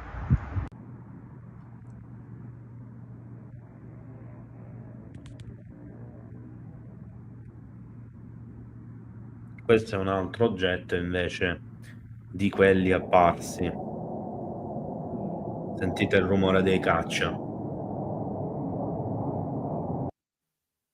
Ok. Eliminiamo anche questo. Ce n'è un altro, adesso non ricordo. Eccolo qua.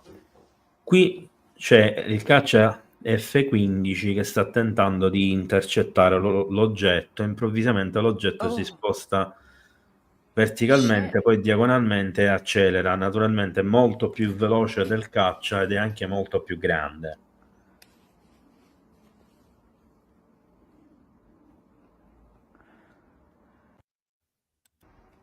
E anche questo devo dire che è abbastanza interessante. E andiamo ad un'altra lettura, poi Massimo ti chiedo anche l'opinione a te, ma concludo con questa cosa. Allora, condividi schermo, perché diciamo l'articolo successivo, se lo carica, vediamo se, perché non lo carica. Ok, adesso ci siamo. Sempre The Warzone ci dice che le incursioni dei droni sulle basi dell'USAF nel Regno Unito entrano nella seconda settimana e questo avveniva alla fine di novembre, prima che cominciasse il flap sulle basi del New Jersey. Questo articolo è stato praticamente aggiornato il 27 novembre 2024. Queste sono immagini naturalmente della base in oggetto.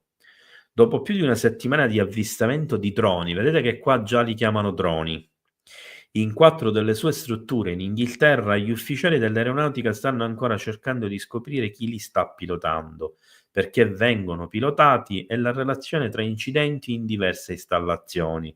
Una cosa è chiara tuttavia, non vengono utilizzati dai normali appassionati di droni. 2 funzionari statunitensi hanno dichiarato a The War Zone che questi droni non sembrano essere opere di hobbisti. I testimoni affermano che sono quadricotteri e ottocotteri e sono più sofisticati dei modelli commerciali per i consumatori. Gli incidenti RAF Lakenhead, RAF Middlehead, RAF Fitwell sono i nomi delle basi, sembrano essere collegati, ha aggiunto uno di questi funzionari. La relazione con i droni e gli avvistamenti sul RAF Fireford è invece meno chiara. La Warzone è stata la prima a segnalare le incursioni dei droni, hanno iniziato ad apparire il 20 novembre e continuano fino ad oggi.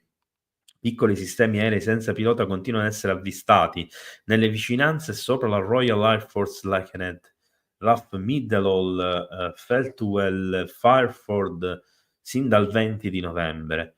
Ha detto oggi una dichiarazione del capitano dell'aeronautica Ryan Walsh, portavoce del 48esimo Fighter Wing di Lakenhead. Ad oggi i responsabili delle installazioni hanno stabilito che nessuna delle incursioni ha avuto ripercussioni sui residenti, sulle strutture, sulle risorse della base. L'aeronautica sta adottando tutte le misure appropriate per salvaguardare le installazioni sopra menzionate e i loro residenti. Il numero di sistemi è oscillato e sono variabili in dimensioni e configurazioni. Le nostre unità continuano a monitorare lo spazio aereo e stanno lavorando con le autorità delle nazioni ospitanti e i partner della missione per garantire la sicurezza del personale di base, delle strutture e delle risorse. Per salvaguardare la sicurezza operativa non discutiamo di misure specifiche di protezione della forza, tuttavia ci riserviamo il diritto di proteggere le nostre installazioni. Chiediamo alle persone della zona di contattare la polizia locale e le forze di sicurezza se vedono qualcosa di sospetto, inclusi UAS o attività di droni. Il ministro della difesa britannico Maria Eagle ha affermato che il governo sta prendendo misure per gestire le incursioni, così ha riportato la BBC. La protezione del nostro personale e delle nostre basi ovviamente è la nostra massima priorità, ha affermato Eagle, parlando durante un dibattito sulle difese aeree e missilistiche del Regno Unito a Westminster Hall. Per motivi di sicurezza non entrerò nei dettagli, ma stiamo preparando provvedimenti e siamo consapevoli di cosa sta succedendo e stiamo facendo del nostro meglio per affrontarlo. Faremo in modo che chiunque riusciremo a catturare per aver tenuto questo comportamento venga punito con tutta la forza della legge per le sue attività illegali. Gli osservatori di aerei fuori Lakenhead affermano di aver visto gli F-15 Strike Eagle lanciati in aria in risposta alle incursioni e come abbiamo visto è vero. Il software di tracciamento dei voli ha anche mostrato interessanti operazioni aeree notturne nella base man mano che gli avvistamenti progredivano. I pod di puntamento degli F-15E sarebbero particolarmente utili per trovare, identificare e tracciare i droni che volano bassi. Tuttavia, i funzionari dell'aeronautica non hanno confermato che stanno usando i caccia nel tentativo di tracciare i droni. Sicuramente sono state schierate più risorse aeree per aiutare a stabilire cosa sta succedendo esattamente al comando di chi.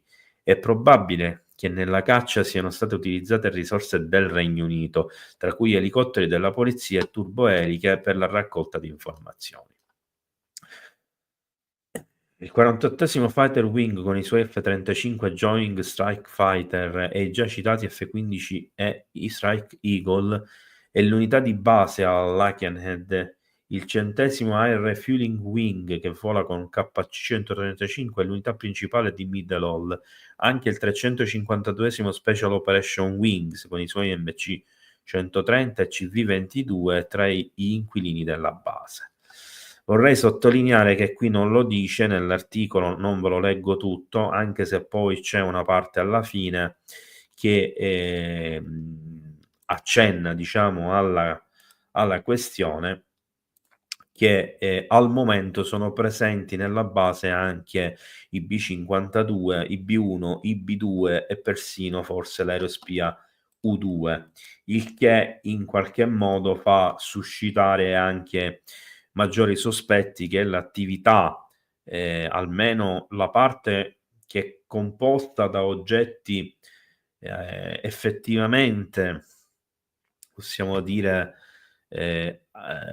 sovrapponibili ai droni, potrebbero effettivamente essere droni spia sofisticati, eccetera, che qualcuno sta utilizzando.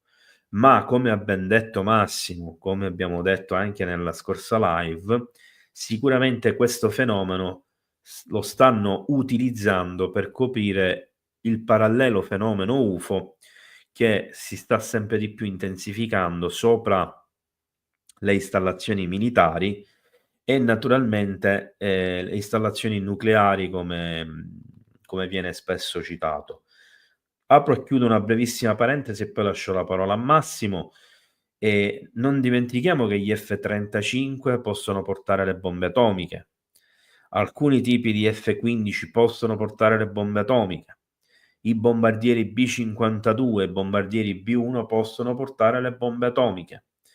Quindi uno dei probabili motivi per cui, scusate il gioco di parole, è probabile che le basi britanniche siano state oggetto di studio strategico, potremmo dire, da parte di questi droni UAP, UFO, come li vogliamo chiamare, li chiamiamo, sono proprio i residenti americani, con la loro tecnologia e la possibilità di utilizzare le armi atomiche. E se hanno la tecnologia per utilizzare le armi atomiche, vuol dire che ci sono le armi atomiche. Questo è scontato. Massimo, allora, sono tanta roba da discutere. Vai pure. Tu mi hai anticipato perché io purtroppo non te l'ho, mi sono dimenticato di mandartelo, però c'è un bravissimo giornalista che scrive per The Hill, è una testata giornalistica di Washington, dove scrive anche Christopher Mellon. Questo giornalista è molto giovane, si è sempre occupato della questione UAP, io lo seguo con i suoi articoli da parecchi anni, e lui tramite le sue fonti e per quanto riguarda gli avvenimenti che si stanno consumando nel Regno Unito, ha dato la certezza che queste basi che sono state oggetto di incursioni di droni sono armate col nucleare, che siano testate tattiche, che siano testate molto più grosse, tutte e due le basi si è stato dato conferma che per quanto riguardava la questione che poteva innescarsi un'escalation da un momento all'altro per la questione ucraina, Russia, gli americani hanno sentito il dovere di attrezzare queste basi in territorio del Regno Unito con un certo tipo di potenziale. Quindi la probabile motivazione perché questi droni sorvegliano queste basi o le stanno analizzando nei suoi minimi dettagli è perché sono dotate del massimo sfracello di ordigno che l'uomo ha concepito. Un'osservazione su uno dei video che tu hai mandato quando si vede l'F-15 che si avvicina al drone e il drone fa una manovra evasiva per fuggire. Allora io quella manovra la vorrei invertire con le stesse capacità che ha dimostrato per agganciare l'F-15. L'F-15 sarebbe spacciato. Quindi neanche il tempo di realizzare avrebbe avuto il pilota. Esatto. E quindi ci troviamo in presenza di una supremazia di capacità di volo aereo che, anche se un F-15, ma avrebbe fatto la stessa fine anche un F-35 o un Raptor, perché io ho la percezione che questi oggetti non sfoggino mai le massime capacità di cui sono dotati. utilizzano sempre quelle che sono su misura dell'oggetto con cui si confrontano, perché nel video il drone l'ha lasciato avvicinare fino a una certa distanza, dopo, quando ha visto che stava cercando di virare per agganciarlo, ha fatto la manovra evasiva. Ma se in quel momento avesse deciso di fare lui la manovra di aggancio nei confronti dell'F-15, a me mi scappava da ridere. In senso ironico. Beh, certo, se uno ride in genere in senso ironico. Sull'F-15 c'è sempre un pilota, c'è sempre una vita umana e se avrebbe fatto una brutta fine a me mi sarebbe dispiaciuto. Però io quello che ho visto fare nel video mi ha fatto riflettere molto su quali sono le capacità, e per il momento questi tagliano la corda, ma nel caso decidono di non tagliare la corda, di rispondere, secondo me sono dolori di pancia molto forti. Decisamente sì. Allora, Massimo, segui un attimo l'audio, io faccio vedere un video, quindi lo devo caricare. Abbiate sempre qualche istante di pazienza, anche perché qui devo essere rapido a togliere la musica. Ecco. Questo è l'oggetto che è stato ripreso sopra l'aeroporto di Manchester. Questa è la doppia fotografia dell'oggetto che ci viene mostrata, viene utilizzato per mostrare la differenza di posizione e quindi il movimento del momento in cui sta atterrando. In realtà non è atterrata, nel senso che è rimasta a probabilmente 10-20 centimetri dall'asfalto della pista, quindi questa diciamo è una cosa importante. Quindi abbiamo un oggetto sferico che ha volato, tra l'altro di colore leggermente azzurro, che corrisponde a quello poi in basso. Ci sarebbe in realtà si dice un video dell'oggetto, ma sarebbe stato sequestrato, non avrebbero fatto tempo a mostrarlo al pubblico. Dobbiamo tenere in considerazione una cosa che non è di poco conto, è importante, cioè il fatto che sostanzialmente le autorità dell'aeroporto di Manchester negano che sia avvenuto qualunque cosa. Cioè negano che ci sia stato un oggetto che vola nonostante ci sia un video, negano che ci sia stato un oggetto ripreso al suolo nella pista nell'aeroporto, sostenendo delle cose abbastanza assurde, però ammettono che non è stato possibile smontare le immagini, sia video che foto. Un modo di dire noi non ammettiamo nulla, per noi non è successo nulla, anche se non possiamo smentire le prove che dicono il contrario. Cioè, il fatto è avvenuto, ma noi non vi diremo mai la conferma. Questa è la mia interpretazione della questione. C'è naturalmente anche un altro video che mi interessa mostrarvi, lo carico subito, di un'altra sfera sempre uguale a questa, che è stata avvistata nel 2023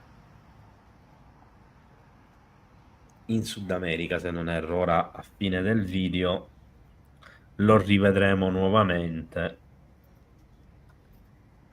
Anche in questo caso si tratta di una sfera azzurra. Allora, Polonia, ricordavo male. Siamo in Polonia, quindi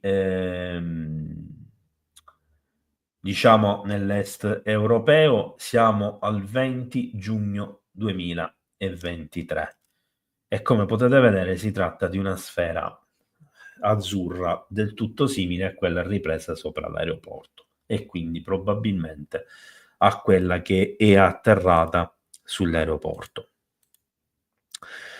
Allora, detto questo, passiamo un attimo velocemente ad un'altra questione altrettanto importante.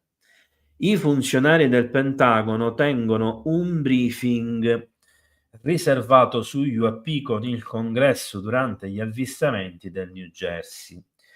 Ora, mentre si vocifera che ce ne sarà un altro imminente, forse questa sera, poi lo confermerà Massimo, in realtà ce n'è già stato uno che è passato quasi del tutto in sordina, nel senso che solo noi addetti ai lavori siamo riusciti ad avere qualche piccola informazione grazie a dei Twitter, grazie ad alcuni articoli, di cui questa schermata e la prossima che ho salvato ci dicono qualcosina in più. Allora, venerdì mattina, quindi la mattina del giorno che noi eravamo in live, i funzionari del Pentagono hanno tenuto un briefing riservato con la commissione di vigilanza della Camera a Capitol Hill, presumibilmente per discutere degli oggetti non identificati che sorvolano siti militari e il campo da golf del presidente Donald Trump nel New Jersey centrale. Quasi ogni notte nelle ultime settimane i residenti del New Jersey hanno avvistato oggetti misteriosi volare di notte e li hanno registrati su video. Alcuni trovano le dimensioni allarmanti, affermando di aver visto oggetti delle dimensioni di una piccola auto. E quindi difficili da credere che siano dei normalissimi droni per uso civile. Le autorità sono preoccupate perché gli oggetti stanno sorvolando un'installazione militare, il Picatinny Arsenal e il Bedminster Golf Club di Trump. In risposta, la FAA ha aggiunto un nuovo spazio aereo limitato, anche l'FBI sta indagando, alcuni chiamano semplicemente gli oggetti droni, ma i funzionari ammettono di non poter dire con certezza cosa essi siano. In una dichiarazione il capo della polizia del New Jersey, Joseph Orlando, del Dipartimento di Polizia di Florham Park, ha affermato che la loro presenza sembra di natura nefasta. Questa affermazione, diciamo che è alquanto strana.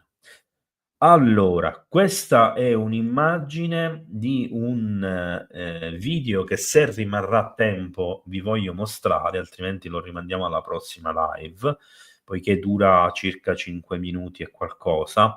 In realtà è una immagine video registrata di un'ora, a velocità accelerata, e quindi dura soltanto 5 minuti e 12 secondi, ma in realtà si tratta di una timelapse di un'ora di video. Allora, vi faccio vedere qualche altro articolo, giusto per correttezza, sulle questioni di cui stiamo parlando. Questo è il Daily Star.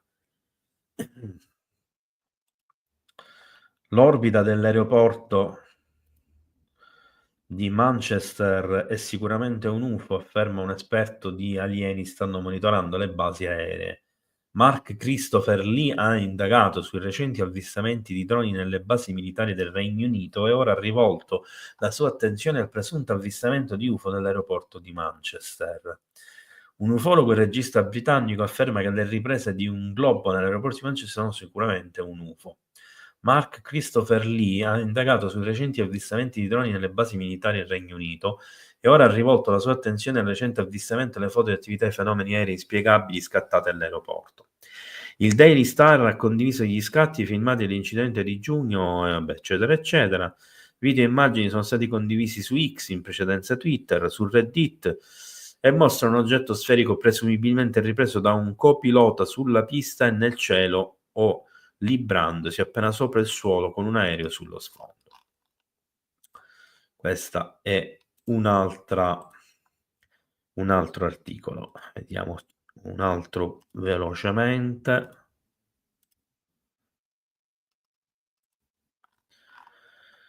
Un testimone oculare rivela il momento indescrivibile in cui droni misteriosi appaiono sopra una base aerea statunitense.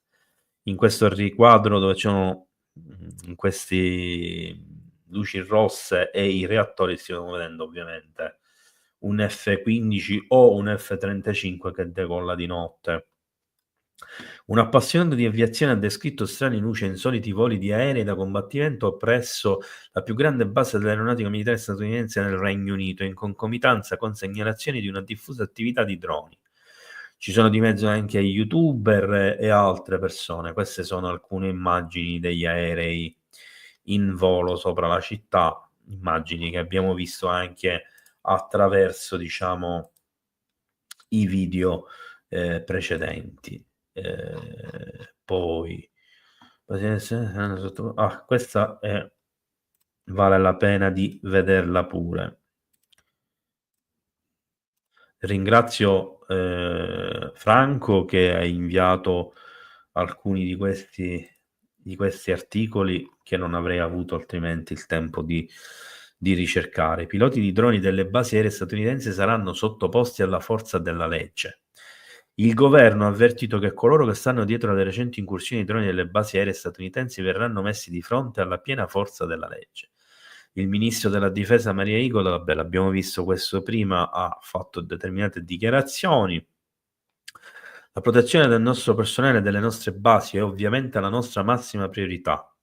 Per motivi di sicurezza non entrerò nei dettagli, ma stiamo prendendo delle misure e siamo consapevoli di cosa sta succedendo e stiamo facendo del nostro meglio per affrontarlo. A me sinceramente non sembra.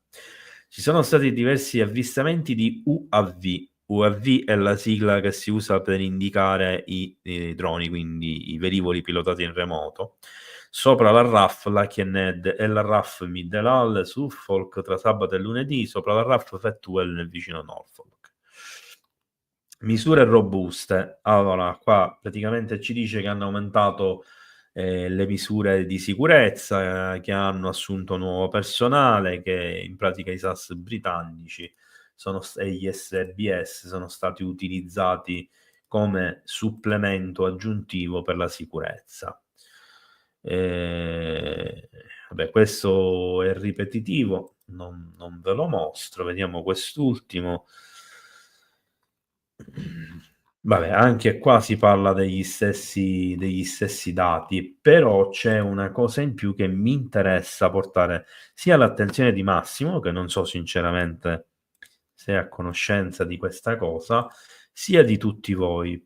Io personalmente non ero a conoscenza, quindi per me è stata una scoperta e l'ho fatta grazie a Franco che mi ha inviato qualche giorno fa questo articolo. 68 anni dopo la base aerea reale di Lakianet viene nuovamente visitata da oggetti non identificati. In pratica ci sta dicendo che 68 anni fa è avvenuta una cosa simile. E andiamo direttamente al dunque. Un portavoce del settore geografico dell'esercito statunitense ha affermato: i droni sono stati monitorati attivamente e i responsabili dell'installazione hanno accertato che nessuna delle incursioni ha avuto ripercussioni e bla bla. Per proteggere hanno aumentato il sistema di sicurezza, continuiamo a monitorare, eccetera, eccetera. Dal 2019 le forze armate statunitensi hanno dovuto far fronte alle incursioni di droni, quindi non è una novità, al contrario di quello che stanno facendo credere adesso. Ora ce ne sono di più sicuramente. Nel loro spazio aereo riservato, compreso gli asset nucleari, mettendo in discussione la loro capacità di difendersi dalle tecnologie degli sciami di UAS. Questo evento ricorda anche il caso Lakened Bentwaters, che è stato confermato da un'indagine dell'Air Force che la probabilità che almeno un UFO autentico fosse coinvolto sembra essere piuttosto alta. Allora, vediamo i dati storici di questo evento. Il 13 agosto 1956, ore 21:30, segnali radar, oggetto che viaggia a una velocità di 4.000 e 10.000 miglia orarie, 16.093 km orari, e decelera fino a 25 e vola per 25-30 miglia. 13 agosto 1956, il ritorno al radar si fondono in uno solo, quindi ci sono più oggetti che si uniscono, rimane stazionario per 15 minuti, quindi esce dalla copertura radar. Il 13 agosto del 56 alle 22, oltre ai segnali radar, si segnala un oggetto che viaggia di nuovo tra i 4.000, in questo caso 16.000 miglia orarie, quindi 25.800 chilometri orari. Stiamo parlando, vi ricordo, del 1956. Quindi siamo lungi da tecnologie che potevano superare i 1.200 chilometri orari. E forse neanche i 1.000. 13 agosto 1956, vicino a base di Bentwater, osserva un segnale radar di ritorno a una velocità compresa tra i 2.000 e 4.000 miglia orari.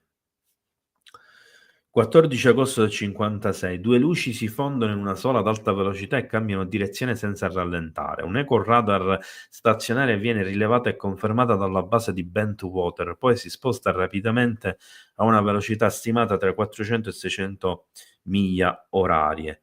Un intercettore Venom è diretto verso il bersaglio a sud-ovest di Lakenhead, stessa base attuale. Il pilota osserva una luce bianca che scompare sia visivamente che dal suo radar di bordo. L'intercettore è quindi puntato verso un bersaglio stazionario a mezzo miglio di distanza e il pilota vede qualcosa di solido sul radar. Il bersaglio si sposta improvvisamente fuori dal blocco radar e fa un cerchio attorno all'intercettore. Praticamente una cosa simile a quella che diceva poco fa Massimo, che poteva succedere, allineandosi con la sua coda e inseguendo l'intercettore. L'intercettore è incapace di eludere l'oggetto, a corto di carburante torna alla sua base. L'oggetto lo segue solo poco tempo dopo, per poco tempo. Viene inviato un secondo intercettore, ma deve tornare indietro a causa di un guasto al motore. Pochi minuti dopo l'oggetto esce dall'area di copertura del radar. E poi viene descritto nuovamente quello che è l'evento attuale e non ci interessa decisamente andare diciamo, a riprendere nuovamente questo. Allora, io non ricordo se questo video... qui abbiamo lo stesso video di prima, l'avevo caricato 2 volte. Ok. Massimo, che ne pensi di quest'ultima questione? Ovviamente il caso era famoso, però non c'erano tutti questi dettagli disponibili. No, abbiamo tutti questi dettagli perché se la memoria non mi inganna, nel 2021 il governo inglese declassifica 25.000 pagine di documenti inerenti ad avvistamenti a partire dagli anni 50 e probabilmente è inglobato anche questo resoconto che tu hai letto in quest'articolo. Questi documenti non se li fila nessuno, ma sono molto importanti perché ci sono molte descrizioni fatte da militari su avvistamenti sul territorio inglese e parecchie di queste informazioni, perché ci sono anche dei documenti che attestano che c'era una condivisione col governo statunitense e c'era uno scambio di informazioni sugli avvistamenti, è molto importante perché determina il fatto che queste cose qua, anche se in una quantità molto inferiore a quella che probabilmente stiamo vivendo nei tempi odierni, accadevano.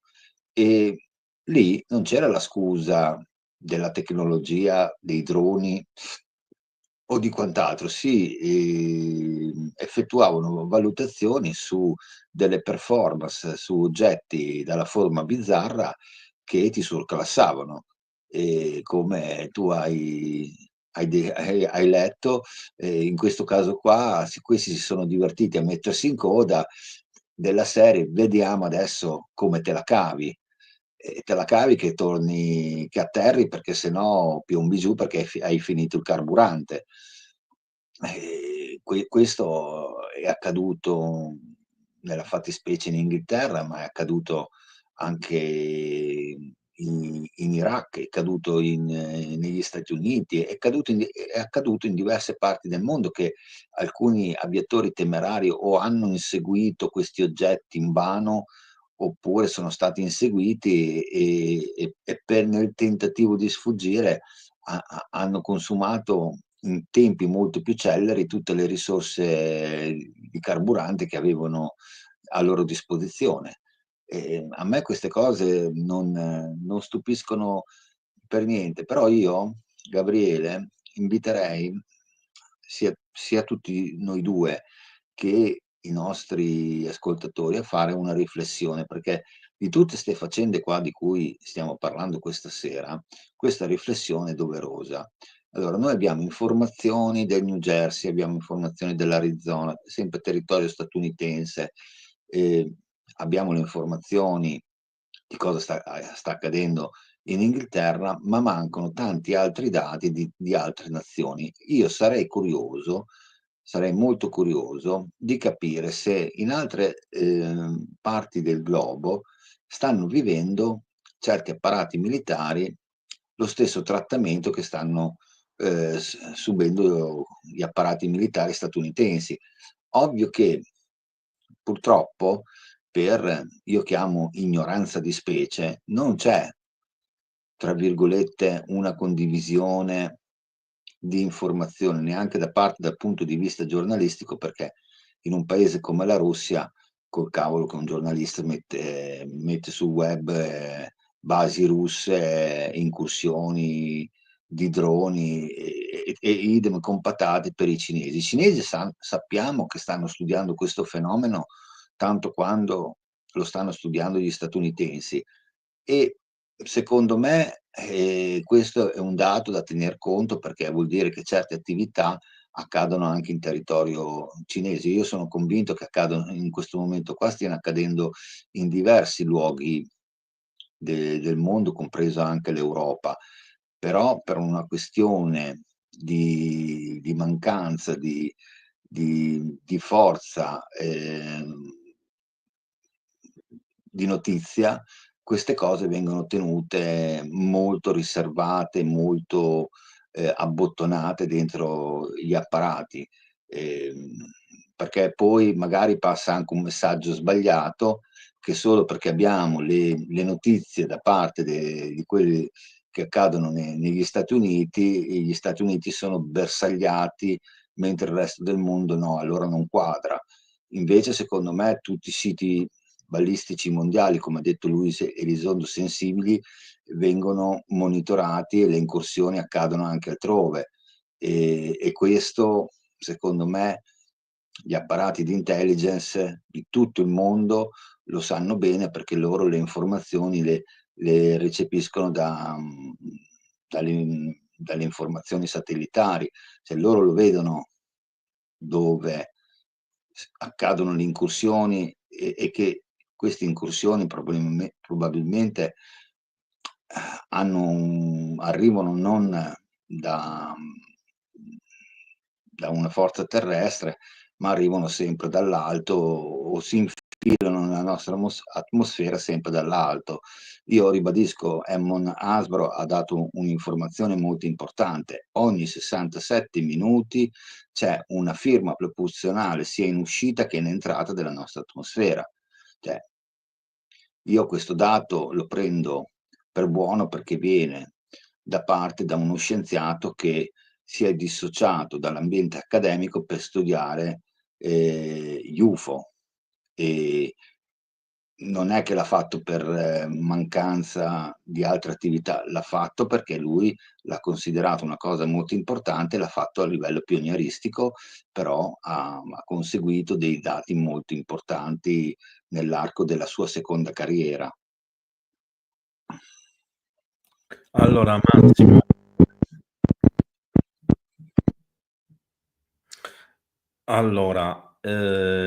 c'è una domanda che, anche se praticamente è l'ultima, la faccio passare per prima, e poi proseguiamo con alcuni video prima di arrivare alle altre domande. Quindi non me ne volete tutti gli altri se faccio passare questa domanda di Ivan. per quanto riguarda Bentwater, non fu un oggetto di un altro caso negli anni '80 nel periodo natalizio? Allora, del caso degli anni '80 se ne parla pochissimo e non figura quasi da nessuna parte. E le notizie che lo riguardano sono veramente rare anche da trovare. Allora, quando ho letto la tua domanda, mentre Massimo praticamente stava esponendo la sua opinione, alcuni fatti, ho voluto fare un attimo una ricerca e ho trovato una cosa interessante. Ve la condivido immediatamente. Questo è un documento declassificato, tolgo la domanda che si accavalla, è un documento declassificato del Ministro della Difesa che riguarda, è stato declassificato il 30 giugno, no, giugno e luglio 2014, riguarda praticamente l'incidente appunto di come si chiama la base, non mi viene il nome, non riesco a leggerlo, di Bentwaters del 1980. E praticamente qui abbiamo appunto la documentazione rilasciata tramite Freedom of Information Act del 2000 che ci racconta l'episodio. Se volete poi vi lascio il link a questo documento direttamente nella bio del video alla fine. Allora, prima di proseguire con le domande, vi voglio mostrare 3 come possiamo dire, avvistamenti UFO o di drone. Io il drone non lo riesco a vedere, anzi, secondo me proprio si tratta di qualcosa di energia o quantomeno di tecnologia talmente avanzata da essere completamente ricoperto da energia e non mostrarci la forma, che evidentemente è comunque sferica. Ma in questi giorni nel New Jersey stanno apparendo e vengono viste anche da vicino dal popolo, dalle persone comuni, alcuni oggetti luminosi di colore blu che vengono ripresi in più occasioni e che si comportano in modo non soltanto bizzarro, ma anche curioso, oserei dire, e che risultano essere curiosi proprio nei confronti di coloro che li stanno riprendendo. Quindi vediamo alcuni di questi video. This is crazy. My God, look at it. That's not a plane. That is wild. That's going way too fast. That's not... What's with my camera?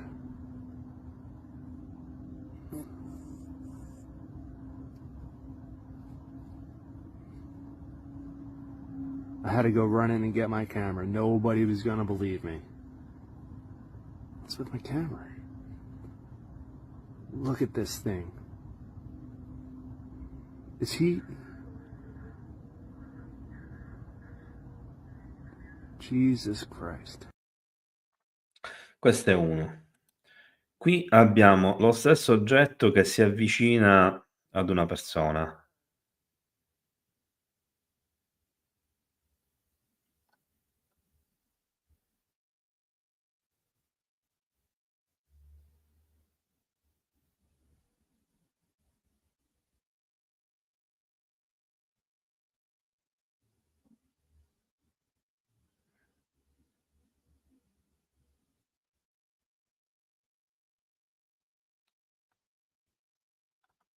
Tolto l'audio perché c'è la musica.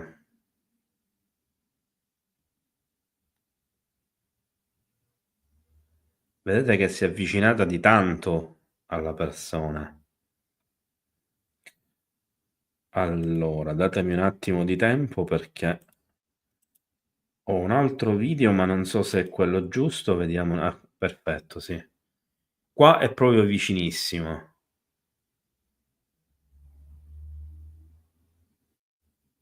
Qualcuno potrebbe pensare che è un riflesso su un vetro, cioè un riflesso interno, ma se così fosse si comporterebbe in modo decisamente differente.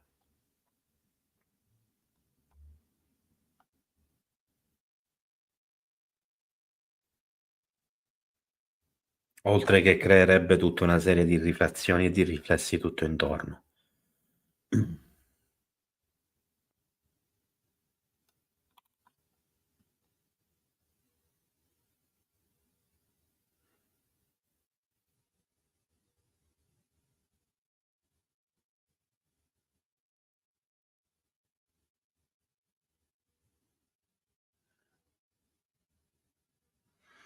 Ovviamente con questi movimenti repentini siamo davanti proprio ad una prova che non può essere un riflesso di alcun tipo. Giusto per risponderti velocemente Giorgio, anche se la domanda non è scritta in minuscola, sicuramente possono essere oggetti di plasma e comunque si comportano in modo anche simile a diciamo ai fulmini globulari. A tal proposito, prima di iniziare con le domande, non so se avete visto che tra le live del giovedì ne ho inserita una nuova nei primi di gennaio, dove parlerò di una teoria che è uscita proprio in questi giorni. Cercherò di contattare la persona, ma qualora non ci riuscissi comunque vi parlerò io dell'argomento. Si tratta di un ricercatore irlandese che fa ufologia da almeno 20 anni, che studia il paranormale, in particolar modo il fenomeno dei poltergeist, i fenomeni degli orbs, che è riuscito a elaborare una teoria associando questi tre elementi, cioè il fenomeno UFO, in particolar modo delle sfere energetiche, come possono essere quelle dei Foo Fighter della Seconda Guerra Mondiale, per intenderci, oppure alcuni scambiati per fulmini globulari, il fenomeno dei poltergeist e alcuni fenomeni paranormali, elaborando un'ipotesi secondo cui diciamo che le sfere che si presentano di tipo luminoso come degli orbs, appunto, della grandezza tra i 5 e i 10 centimetri, sarebbero un sistema difensivo planetario, cioè qualcosa che aggredisce tutto quello che entra o esce nell'atmosfera, incluso i nostri stessi velivoli, che vengono considerati una minaccia. Di qui a ovviamente essere d'accordo con una teoria del genere, ce ne vuole, va tutta dimostrata, però ci sono degli spunti interessanti che ho ritenuto opportuno portare alla vostra attenzione e ne parleremo appunto in quella live. Allora, prima domanda. Allora, Freddy chiede: come si fa a distinguere l'avvistamento di un drone da quello di un UFO e in che cosa si possono differenziare questi due tipi di avvistamento? Allora, dico la mia e poi passo la parola a Massimo. Freddy, come si può distinguere? Innanzitutto bisogna capire il contesto. Una volta che siamo a conoscenza del contesto, osserviamo e quindi dobbiamo capire quello che stiamo osservando. E lo dobbiamo capire nel contesto, perché è logico che se ci troviamo vicino a una centrale nucleare, vicino a una base militare, vicino a un arsenale atomico, vicino a una base dell'aeronautica, è ovvio che almeno all'inizio l'indirizzo della nostra osservazione sarà differente, sarà più orientato verso la possibilità di una tecnologia terrestre, anche se in questi casi sembra tutt'altro. Se stiamo osservando un oggetto piccolo, fermo, che si muove a scatti rapidamente, che diciamo non ha uno scafo vero e proprio, allora siamo sicuramente davanti a un piccolo drone, ma anche questo può essere messo in discussione. Poi, a seconda della distanza, riusciamo a vedere solo le luci, quindi non riusciamo a distinguere la sagoma, tutto diventa più confuso. Quindi ci sono tante sfaccettature, io ne ho dette soltanto poche, alcune insomma, per poter distinguere le due cose. Diciamo che il modo più sicuro sarebbe quello di essere costantemente informati sull'uscita di tutti i tipi di droni civili e militari, avere dappresso uno schedario da consultare immediatamente in ogni momento in cui facciamo un avvistamento per poter escludere le forme, sempre se le riusciamo a vedere, e fare un lavoro appunto di graduale estromissione di tutto quello che non è esattamente come si fa per un avvistamento.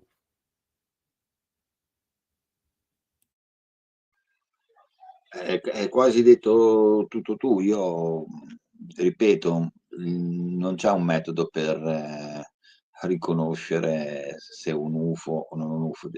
Sono un insieme di fattori che in seconda battuta ti lasciano riflettere se quello che hai visto o hai documentato può essere un artefatto di matrice umana o un UFO. È chiaro che condizioni visive, condizioni ambientali, distanza, come ha detto Gabriele, velocità dell'oggetto sono delle varianti molto importanti, perché se l'oggetto è veloce, anche se lo riprendi o lo fotografi, avrai un'immagine molto sfuggente se è in accelerazione, ed è già un evento che sei riuscito ad immortalarlo dentro l'obiettivo. Però oggi noi secondo il mio punto di vista, non dobbiamo associare questi tipi di fenomeni a una forma standard. Noi ci possiamo imbattere in forme di UFO delle più bizzarre e delle più svariate. Ovvio che quelle che stanno andando per la maggiore sono sfere, oppure sono velivoli di una forma non tanto convenzionale per quello che è il nostro modo di costruire. Poi il fattore del silenzioso è molto importante, perché questi velivoli, per la maggior parte, che non sono di natura terrestre, non producono alcunché di un rumore che è dato da un motore che lo alimenta e lo fa volare. Anche i nostri droni, dai più avanzati ai più innovativi, un coefficiente di rumore lo fanno. Parliamo di droni di una certa dimensione, non del drone piccolino con le 2 eliche che sembra quasi una zanzara. Parliamo di roba che ha già una certa consistenza, quindi un metodo non c'è. E ripeto, sono le condizioni che ti permettono in seconda battuta di fare una valutazione molto serena di quello che puoi aver visto o puoi aver fotografato o ripreso. Anche Gabriele, noi ufologi, cioè, quando guardiamo un video non è che opla, diciamo che cos'è, cosa non è. Richiede uno studio di analisi per poter dare una risposta più precisa possibile.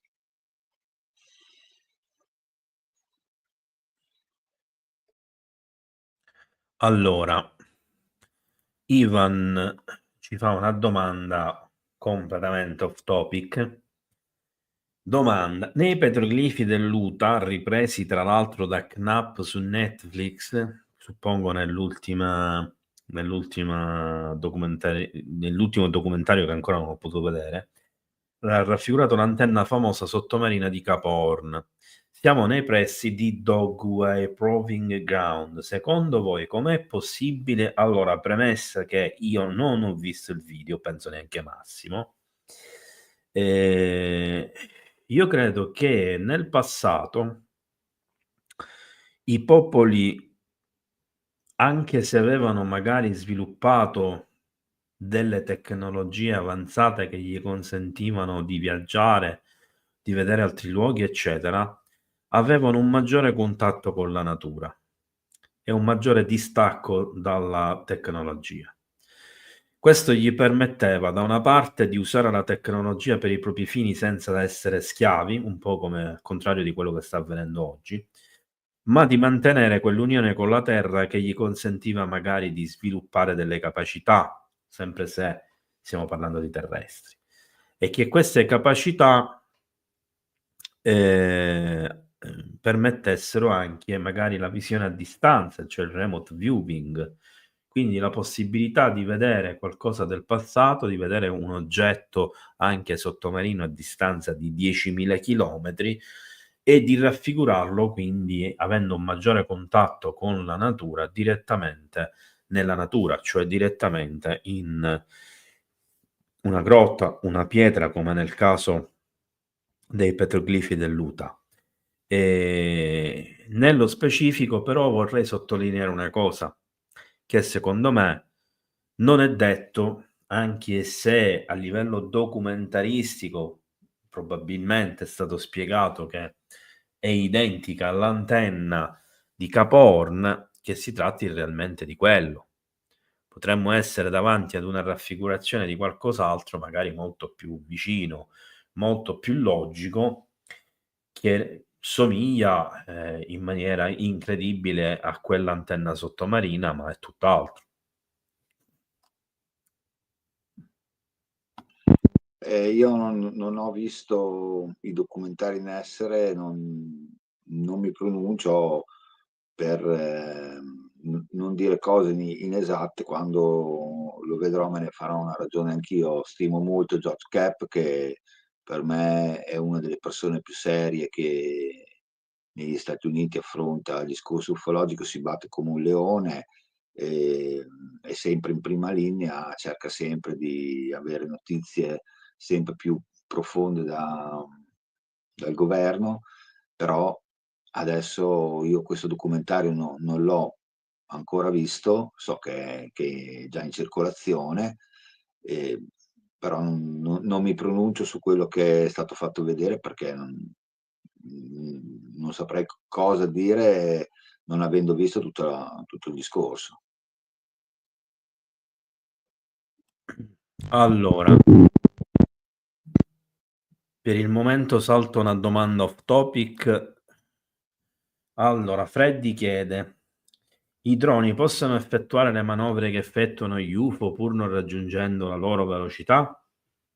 Allora, per prima cosa ribadisco per non so, forse la milionesima volta, che la maggior parte degli UFO sono droni, ma non nel senso che sono velivoli pilotati in remoto dai terrestri, ma nel senso che non hanno un equipaggio.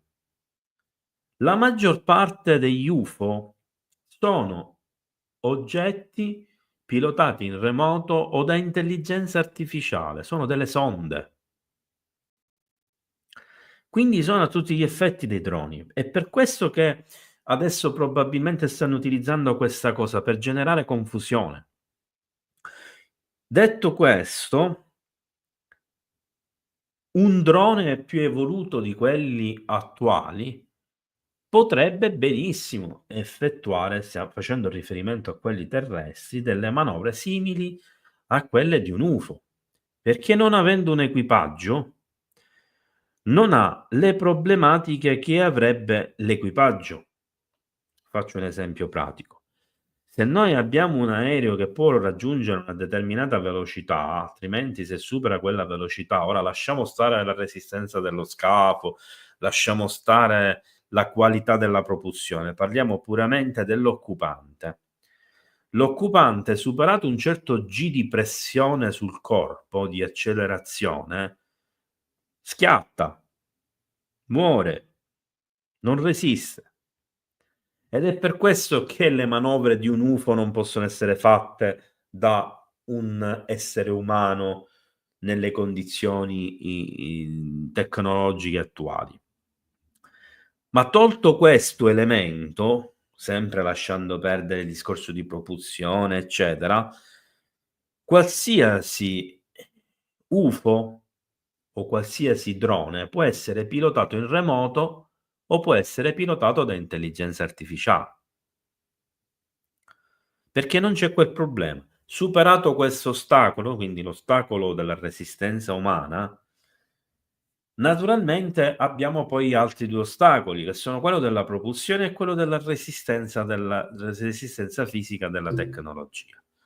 Una propulsione a reazione, cioè un turbogetto, può raggiungere allo stato attuale i 3.700 km/h con una accelerazione in G, se non ricordo male, di 3.8, 3.6, 3.8, che già è tantissima, ragazzi. Non avete idea, la maggior parte dei piloti di caccia a 2.5 svengono, perdono i sensi. Sono pochi quelli che riescono a superare questa soglia. Se poi pensiamo alle tecnologie come lo scramjet, arriviamo a 5.0 con picchi di 7.500 km/h.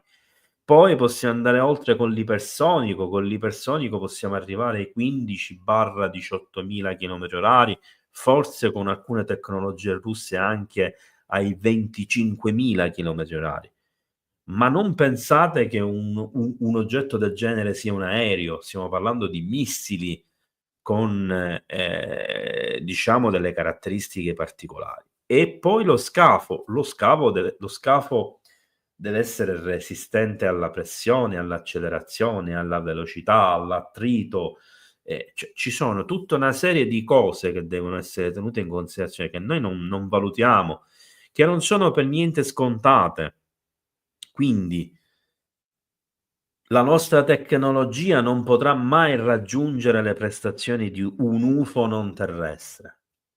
Ma se le tecnologie dei droni si sviluppassero tanto quanto, e allora sì.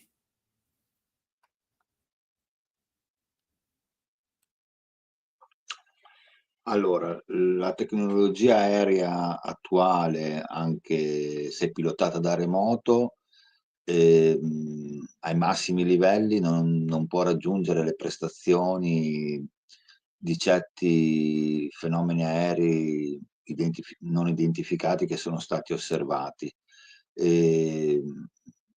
Lo può fare fino a un certo livello, cioè può compiere delle manovre simili un drone, perché come ha detto Gabriele, senza equipaggio non c'è la problematica della forza cinetica.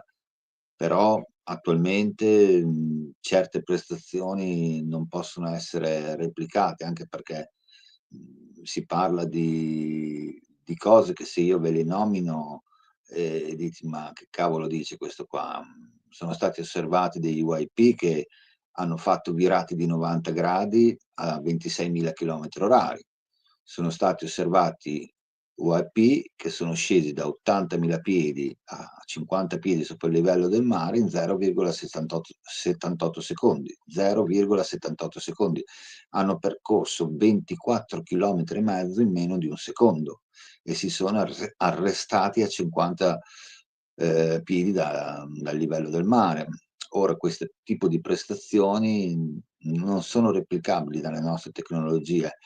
Io sono anche convinto che le tecnologie non umane non abbiano solo una resistenza di scafo che noi non riusciamo a concepire, ma che siano anche coadiuvati da una qualche sorta di barriera che non fa entrare le forze cinetiche, come invece noi le dobbiamo attraversare con qualsiasi cosa attualmente costruiamo. Io sono convinto che loro hanno un qualcosa che li scherma, perché sopportare 1049 tonnellate per centimetro quadrato per secondo, senza nessuna coadiuvazione di nessuna schermatura, per quanto lo scafo sia resistente, è tanta roba. E siccome queste prestazioni sono state osservate e sono state tracciate, anche se oggi non ci sono più i tracciati radar di certi incidenti che sono successi, che sono famosi, però all'epoca delle coalizioni scientifiche sono state chiamate ad analizzare questi tracciati radar, che alla fine poi sono tutte equazioni, perché oggi i radar più sofisticati ti danno una miriade di dati su cui poter lavorare e giudicare quello che stai guardando con un radar di ultima generazione, che ci vogliono degli scienziati ci vuole della gente che ne mastichi di fisica cinetica, di nanotecnologia, di tutte queste robe qua, per avere un giudizio ai massimi livelli sulle nostre conoscenze. Quindi quello che hanno osservato certi scienziati, è stato detto papale, che dalle nostre scienze e arti noti a oggi non è possibile replicare determinate prestazioni. Quindi il drone, che si può muovere come un vero UAP UFO, noi non l'abbiamo ancora concepito, quindi per me no. Allora, l'audio Massimo. Allora, domanda di Armando: come interpretate questa ondata di avvistamenti? Che sta accadendo qualcosa di grosso? Allora, l'ondata di avvistamenti secondo me è indicativa di qualcosa di grosso, quindi la risposta è decisamente sì. Capire il cosa è una bella domanda, perché potremmo ipotizzare 2 o 3 cose. Primo, l'avvicinarsi di un contatto extraterrestre, ma ne dubito fortemente, e ne abbiamo parlato qualche giorno fa con Massimo. Io non penso che possa avvenire in tempi brevi, e lui forse anche più di me lo pensa, ma questo ovviamente poi lo dirà lui. Seconda ipotesi, qualora alcuni di questi oggetti dovessero essere realmente, ma ne dubito, cinesi o russi, e allora siamo davanti sicuramente ad uno scacchiere che potrebbe portare ad un'escalation militare. E se questi, come penso, parlando di presunti droni terrestri, che ribadisco essere secondo me una minoranza, potrebbero essere di fattura stessa americana. E mi spiego subito. Sono dell'idea che stiano testando e mostrando di proposito, buttandoli lì da far vedere proprio nei social, nuove tecnologie per intimidire proprio invece i russi e i cinesi, che vengono tirati in causa. E questo spiegherebbe il perché ci sono gli elicotteri militari e della polizia che, al posto di andare a investigare sui fatti, vanno a investigare su chi fa le riprese. Questo spiegherebbe perché l'FBI, al posto di indagare realmente sui fenomeni, va a sequestrare il materiale e a togliere le licenze a chi usa i droni per investigare.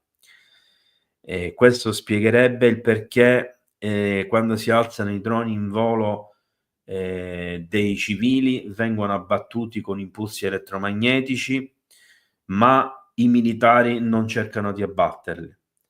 E quando, come è successo nel caso delle basi americane in Regno Unito, si sono alzati gli F-15 e hanno tentato l'intercettazione, questi oggetti erano chiaramente molto più grandi dell'aereo e chiaramente avevano delle capacità non da drone, quindi si tratta di qualcosa di diverso.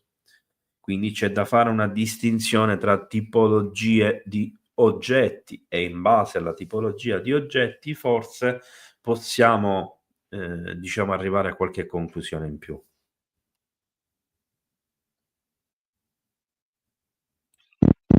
Ma allora, se queste ondate di avvistamenti, anche in una percentuale molto più bassa di quelli che sono gli avvistamenti, perché come dice Gabriele bisogna fare una distinzione di che cosa stai avvistando e che tipo di oggetti stai avvistando, però alcuni di essi hanno dimostrato capacità superiori all'aeronautica militare.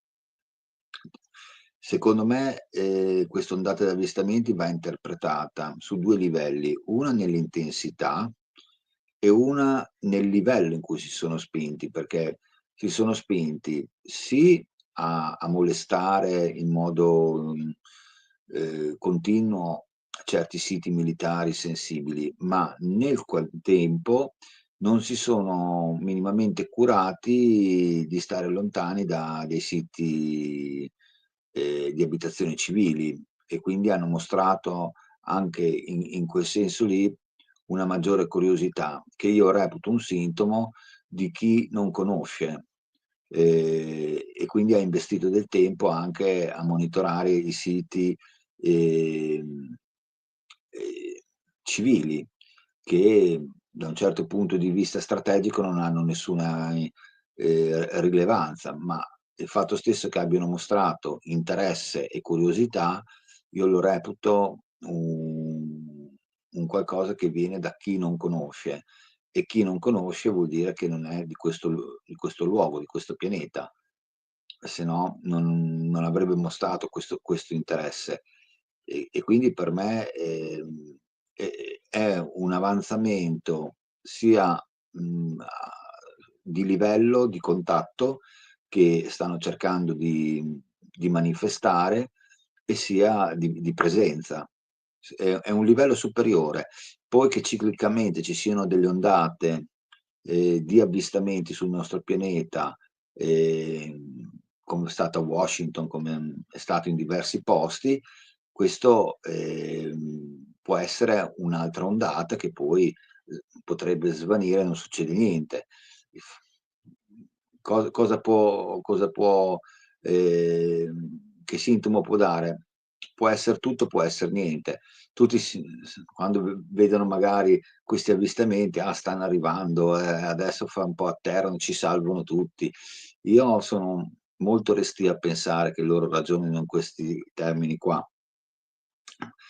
Io penso piuttosto che nel loro avanzamento con la nostra conoscenza nei loro confronti si siano fatti un po' più vedere. Tutto qui, per dare un po' più di consapevolezza alla nostra ignoranza, che è pilotata sempre dai soliti centri di potere, che vogliono farci credere che non c'è niente oltre a noi su questo pianeta, o che nessuno ha le potenzialità per venirci a visitare, perché se noi non ci riusciamo è impossibile anche per gli altri, per la distanza. C'è tutta una serie di baggianate, come se noi fossimo alla pari di anzianità con altre intelligenze in questo universo, cosa che noi non possiamo né valutare né affermare, perché noi dell'universo conosciamo poco e nulla. Allora, questa non è una domanda ma un'affermazione di Franco, di Lotto Totale, che all'inizio ha scritto, rivolgendosi a me, che Mark Christopher Lee, un ufologo che tra l'altro ho citato prima, sostiene di avere risolto il mistero. Si tratta di una lanterna cinese impazzita. Ovviamente queste affermazioni ridicole, non di Franco ovviamente, ma di un ufologo, mi fanno più che sorridere, mi fanno proprio ridere, perché sono veramente assurde. Allora, Freddy ci chiede: gli scafi di UFO extraterrestri, pur provenendo dallo spazio esterno, possono essere di materiale metallico, oppure i materiali di cui sono costituiti risultano sconosciuti? Allora, per prima cosa, dove è scritto, Freddy, che un materiale sconosciuto non possa essere anche un metallo? Non dimentichiamo che la nostra tavola periodica degli elementi, che comprende anche i metalli, è basata su ciò che è presente in questo mondo, o che ciò che è realizzabile attraverso dei processi particolari, ma con i materiali da noi conosciuti. Io dico sempre che faccio l'esempio di Marte e di Venere, ma non voglio rifarlo perché ci vorrebbero 10 minuti per spiegarvi tutta la cosa, che la stessa tecnologia composta dagli stessi minerali, stessi metalli, stessi elementi in luoghi diversi reagisce in modo diverso e che quindi non esiste l'invulnerabilità assoluta di una tecnologia anche se fosse migliaia di anni avanti, e che la tecnologia è sviluppata da una civiltà basandosi su quella che è la propria conoscenza, e la propria conoscenza è basata sulla la disponibilità di materiali del luogo.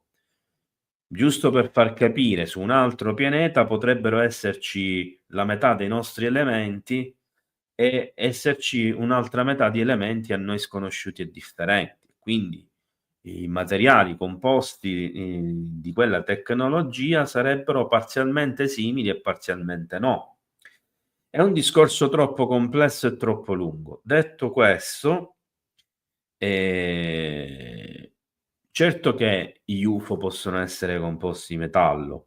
Una buona parte degli UFO sono composti almeno apparentemente da metallo. Per esempio i famosi dischi volanti, che sono decine e decine di tipologie differenti. Le sfere metalliche si chiamano metalliche perché sono appunto di metallo, almeno in apparenza. Le sfere luminose probabilmente, se non fatte di plasma, spesso riflettono la luce, quindi la loro luminosità è riconducibile ad una riflessione dovuta proprio alla superficie metallica e via così discorrendo. Vai Massimo. Beh, su questa domanda qua, sai, qualche anno fa andava di moda la parola metamateriali, no? Che veniva associata preferibilmente a resti di scafo di potenziali velivoli non terrestri.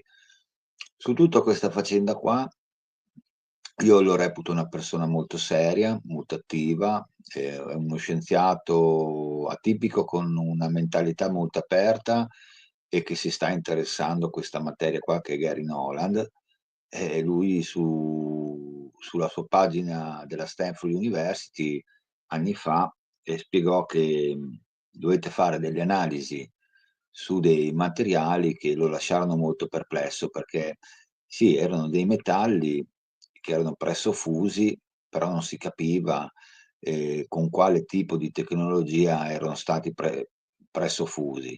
L'atomo appariva intelligente, e soprattutto la cosa che ha sconcertato uno scienziato come Gary Nolan, perché noi attualmente su questo pianeta utilizziamo 87 isotopi, lui su questi campioni ce ne trovò 259, di cui una grande maggioranza non erano conosciuti sul nostro pianeta.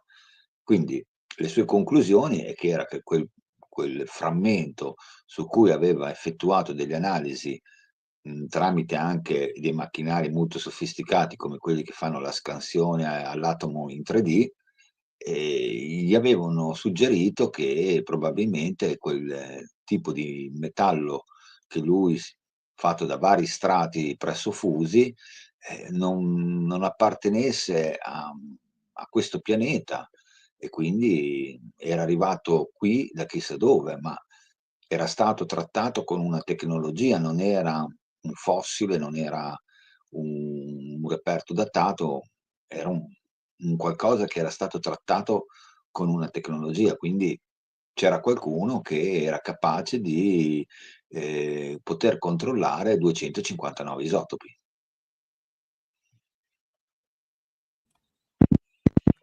Allora, un attimo che stavo vedendo nel frattempo una scritta che non capivo se era una domanda o un'affermazione. Allora, Ray Joyce ci chiede: Nick Pop, quando deve fare la prima donna in qualche documentario di un noto canale, si fa applicare fondi, tinta e rossetto abbinati alla cravatta. Adesso che la nazione da lui rappresentata subisce una tale quantità di avvistamenti giornalieri, non proferisce parola. Chissà perché. Purtroppo il sospetto che nel Regno Unito un potere forte gestisca il fenomeno è verosimile. Allora, Rejoice, premessa che potrei dire una cosa su Nick Pop che però non può essere confermata proprio dalla parte dell'ambiente ufologico nazionale britannico, che non l'ho mai visto di buon occhio, ma io non mi fido del giudizio delle persone che, tra virgolette, sono in concorrenza, quindi non mi piace giudicare le persone, non mi piace esprimermi sul loro operato.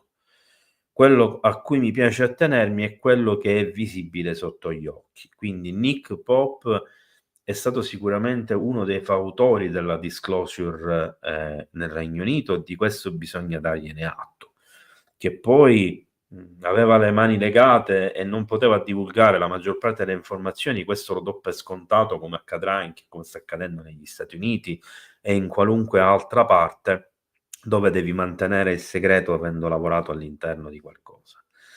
Che poi si trucchi scenicamente, eccetera, lo fanno la maggior parte delle persone, quindi questo, quando si va nei documentari, non sei tu a decidere quello che devi fare, se magari sei qualche anno più avanti o ti possono abbellire ulteriormente, sicuramente partono con il trucco. Per quanto riguarda la questione attuale, non mi pare che sia stato zitto, mi pare che ne abbia parlato proprio nelle televisioni americane, e se non ricordo male nella scorsa live con Massimo abbiamo fatto vedere proprio un'intervista sua, Massimo Giannuish, in cui parla proprio degli avvistamenti di droni sia in New Jersey che nel Regno Unito. Ovviamente dobbiamo considerare due fattori e poi passo la parola a Massimo. Allora, il primo è che Nick Pop è andato a vivere negli Stati Uniti e di fatto fa parte del progetto Galileo, e quindi ormai lui è totalmente assorbito dalla parte statunitense della disclosure e non si occupa più della parte britannica, ma questo l'ha detto pubblicamente e apertamente, non l'ha mai nascosto. Inoltre, da quando fa parte del progetto Galileo, raramente rilascia interviste di informazioni e non ha partecipato più a interviste sui canali YouTube, anche a persone che lui conosce direttamente o persone con cui aveva già avuto un precedente scambio.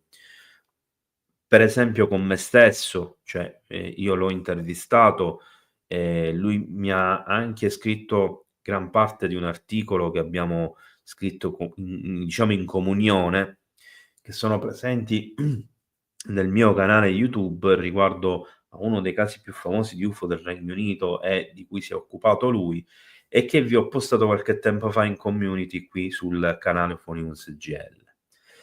E quando gli ho chiesto di partecipare ad una mia live ha tentennato un attimo e poi mi ha detto non posso, perché per in pratica le pratiche scritte per entrare a far parte del progetto Galileo, di cui fanno parte Viloeb e altri, non può partecipare a determinate cose se non con autorizzazioni specifiche. Questo ve lo dicevo giusto per far capire che non tutto quello che sembra di un personaggio pubblico è reale, non tutto è come sembra. Massimo, vuoi dire qualcosa tu?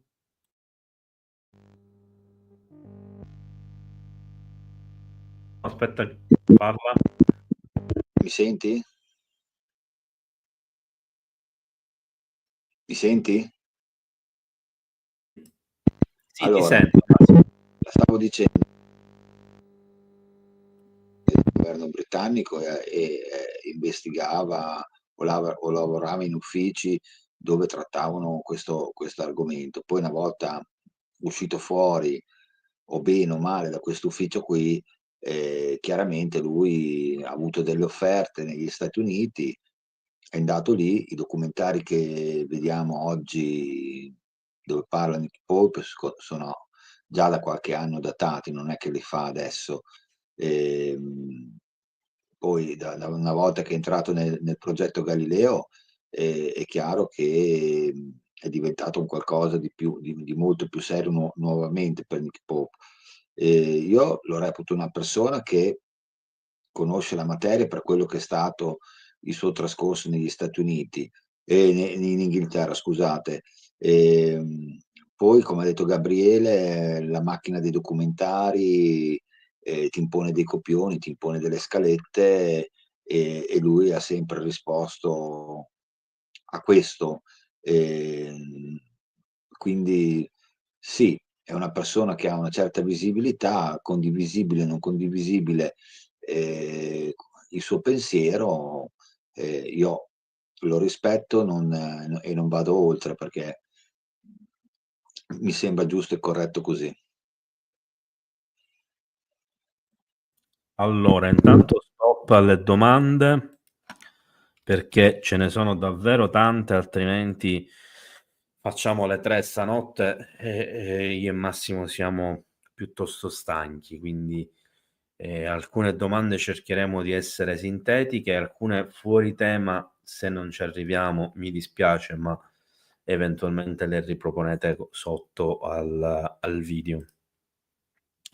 Allora, domanda di Patrick. Si parla spesso del fatto che le potenze militari siano in possesso di un numero ingiustificato di armi nucleari. E se in realtà fossero per difenderci da qualcosa di esterno? Allora, io qui la faccio breve.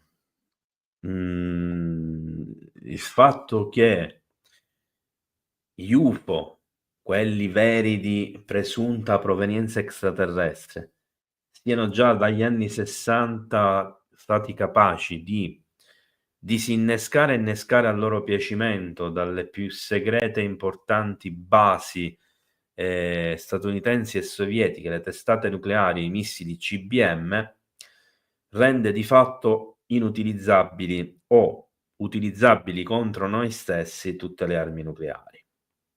Quindi ritengo quasi impossibile, dico quasi per non dire impossibile, che le armi nucleari servano a difenderci dagli extraterrestri. Non escludo totalmente la possibilità che servano a difenderci da qualcos'altro, che magari non è di origine extraterrestre, magari è di origine terrestre, intraterrestre o extradimensionale, ma anche qui la vedo altamente difficile, altamente improbabile.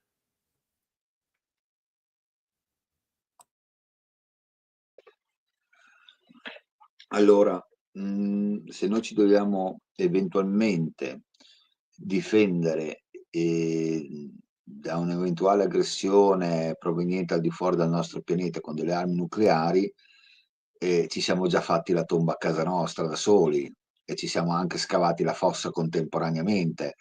Quindi non penso proprio che siano un artefatto bellico da utilizzare per difenderci da questi extraterrestri. Io penso che per il momento non siamo visitati da delle specie predatorie, perché sennò avremmo già fatto la fine dei polli da mo'. Quindi io penso che questa evenienza non c'è, ma non escludo il fatto che se anche abbiano intenzioni benevoli, chi ha il potere farà di tutto per scatenare un conflitto per mantenere lui il potere su questo pianeta. La paura di essere estromessi volontariamente o involontariamente da questi presunti esseri, se avranno un contatto massivo, perché solo il fatto di avere un contatto massivo stravolgerà tante di quelle regole arcaiche a cui siamo ancorati ideologicamente, e già questo per certi sarà un danno. E quindi secondo me non escludo il fatto che noi come dei cretini gli spareremmo comunque addosso, anche se il contatto massivo sarebbe pacifico. Allora, nel frattempo do un'occhiata veloce alla chat. Freddy ci chiede: le flottillas sono droni oppure no? Sì e no, dipende da come li vediamo e da che punto di vista. Se sono senza pilota, se sono guidati da un'intelligenza artificiale o in remoto, possono essere a tutti gli effetti dei droni che compongono la flottiglia, sempre non in senso terrestre. Oppure no. Ma mi verrebbe di fare una battaglia, dipende dall'andamento della borsa, dipende se salgono o se scendono sti droni. No, no, adesso ho fatto una battuta ironica tanto per stemperare la questione, l'orario. Non ne ho la più pallida idea perché non ho dati sufficienti che mi diano delle indicazioni su che cosa sono realmente queste flottillas. E penso che certi dati non ce l'abbia al 100% nessun ufologo su questo pianeta.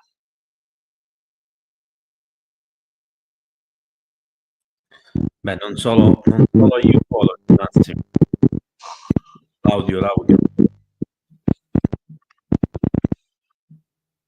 Diciamo che nessuno detiene la verità di nessun tipo alla fine, perché come sempre penso io, la verità è soggettiva. Allora, domanda di Ivan. Tolte le teorie del complotto, ma sin dai tempi del 9-11 mi si è aperto da solo un programma che mi chiede aggiornamenti, mi si era messo davanti alla schermata. Non è questa la domanda. Non vi sembra che lo scramble non sia poi così tempestivo? Allora, Ivan, innanzitutto bisogna capire cos'è lo scramble. E in secondo luogo bisogna capire dove ci troviamo, quindi di quale paese stiamo parlando, e poi possiamo affrontare l'argomento dello scambio.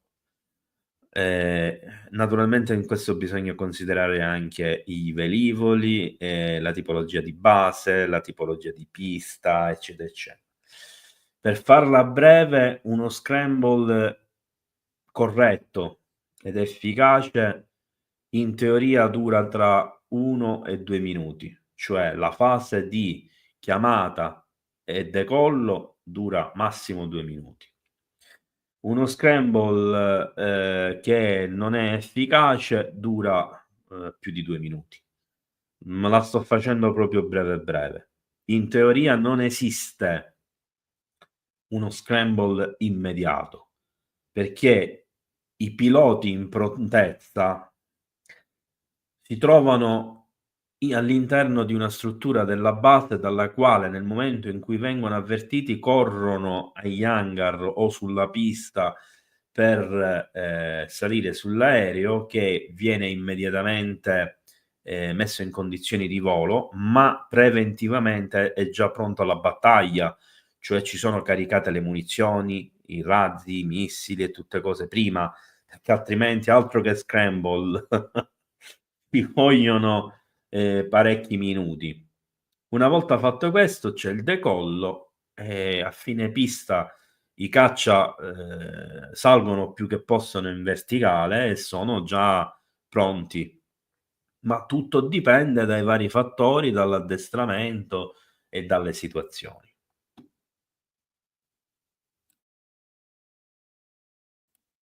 Ma questo fattore qua dentro alle basi aeree dipende dallo stato di allerta a cui sono sottoposte.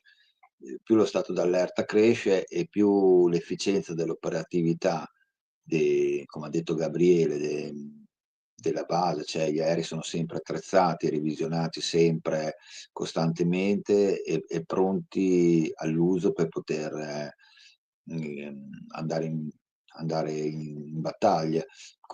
Quindi cioè, in questo momento qua, nelle basi aeronautiche c'è un alto tasso di allerta perché la situazione la conosciamo tutti. In tempo di pace è chiaro che sono sempre pronti all'uso, però c'è un livello di tensione molto, molto inferiore. Quindi lo scramble, come ha detto Gabriele, a quei tempi che ha descritto lui. Non può essere immediato come una foto, non esiste. Però in questo momento qua, dentro alle basi aeronautiche, c'è in Europa, negli Stati Uniti, c'è uno stato di allerta che non è quello standard, è a dei livelli di DESCON superiori.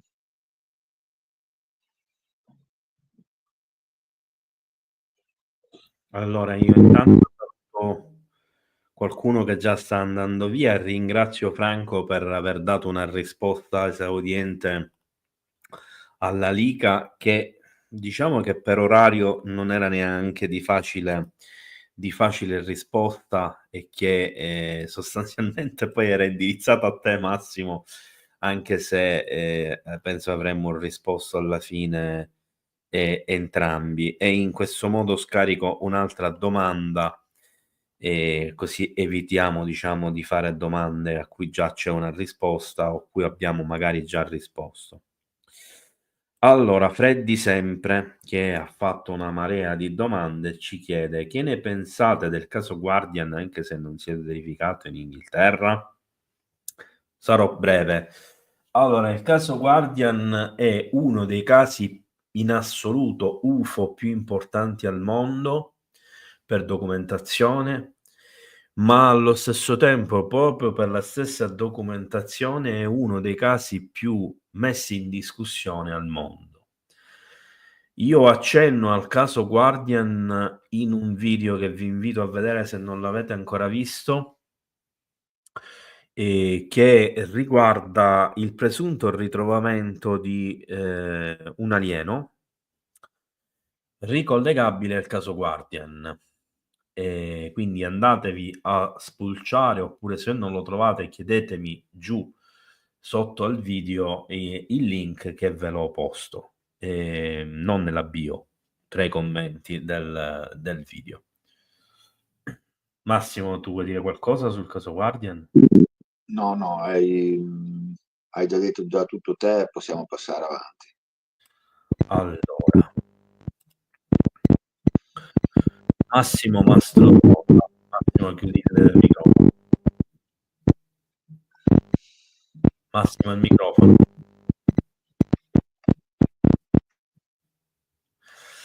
Allora, domanda: magari il tutto si è riferito all'accordo fatto in passato tra ET e USA di informare la popolazione sull'esistenza ET, e questo accordo non è stato mantenuto dagli USA. Gli ET si presentano? Da quello che ha detto Massimo in più di un'occasione tra la scorsa live e quella di oggi, potrebbe essere. Io sono meno convinto di questo, e sono anche meno convinto che gli Stati Uniti potessero essere venuti meno ad un accordo con gli alieni, perché se la tecnologia extraterrestre è così preponderante, così avanzata da schiacciare qualunque tecnologia terrestre, dubito fortemente che gli si sarebbero messi contro e cercherebbero di mantenere nascosto qualcosa che, per quanti sforzi, per quante tecnologie, per quante risorse investano, non dipende da loro, perché se gli extraterrestri arrivassero domani in forze, piazzandosi sopra tutte le città, al di là di quello che accadrebbe a livello di panico e del pensiero immediato razionale e logico che avremmo tutti di un imminente attacco, sicuramente nessuno li potrebbe negare, cioè sono lì, si stanno facendo vedere, non sono terrestri, quindi sono alieni, sono extraterrestri, ed è innegabile che ci siano. Per cui non credo proprio che gli americani possano decidere arbitrariamente di mantenere il segreto se gli extraterrestri si vogliono mostrare. Possono decidere di farlo se agli extraterrestri non gliene frega assolutamente nulla di mostrarsi, non mostrarsi, di fare vedere le lucette o meno, eccetera, eccetera.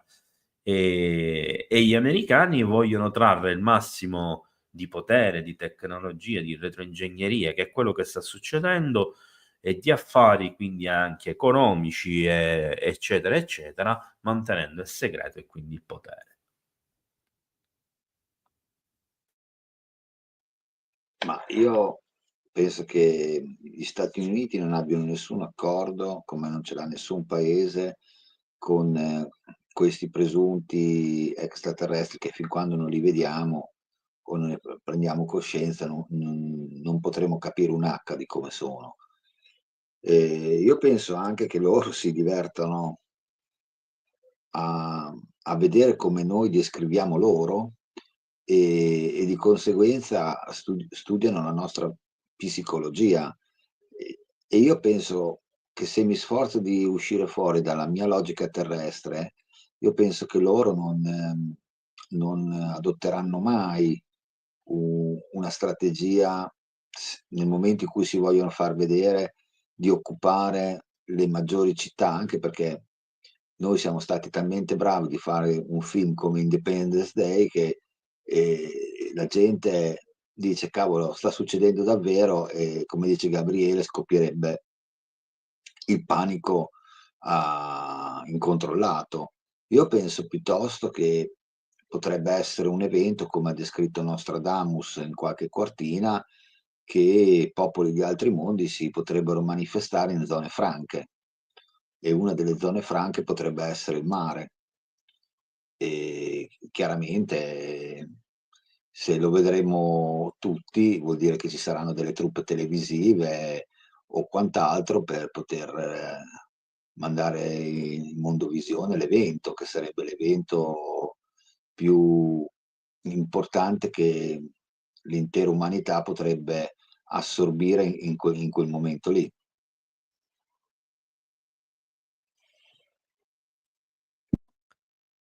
Allora, intanto saluto e mando un abbraccio ad Andrea Dalbon, che non sapevo neanche che fosse qui ad ascoltarci, che sta andando a montare altri video e naturalmente poi a dormire. A tutti coloro che amici in live stanno già andando prematuramente a dormire. Come ha detto qualcuno, aspetta, chi è stato? Massimo Mastrorosa, che ci dice: ma volete finire di nuovo presto ridendo? E invece Franco che ci dice che è sempre più convinto che io dovrei essere ambasciatore e tu console presso gli extraterrestri.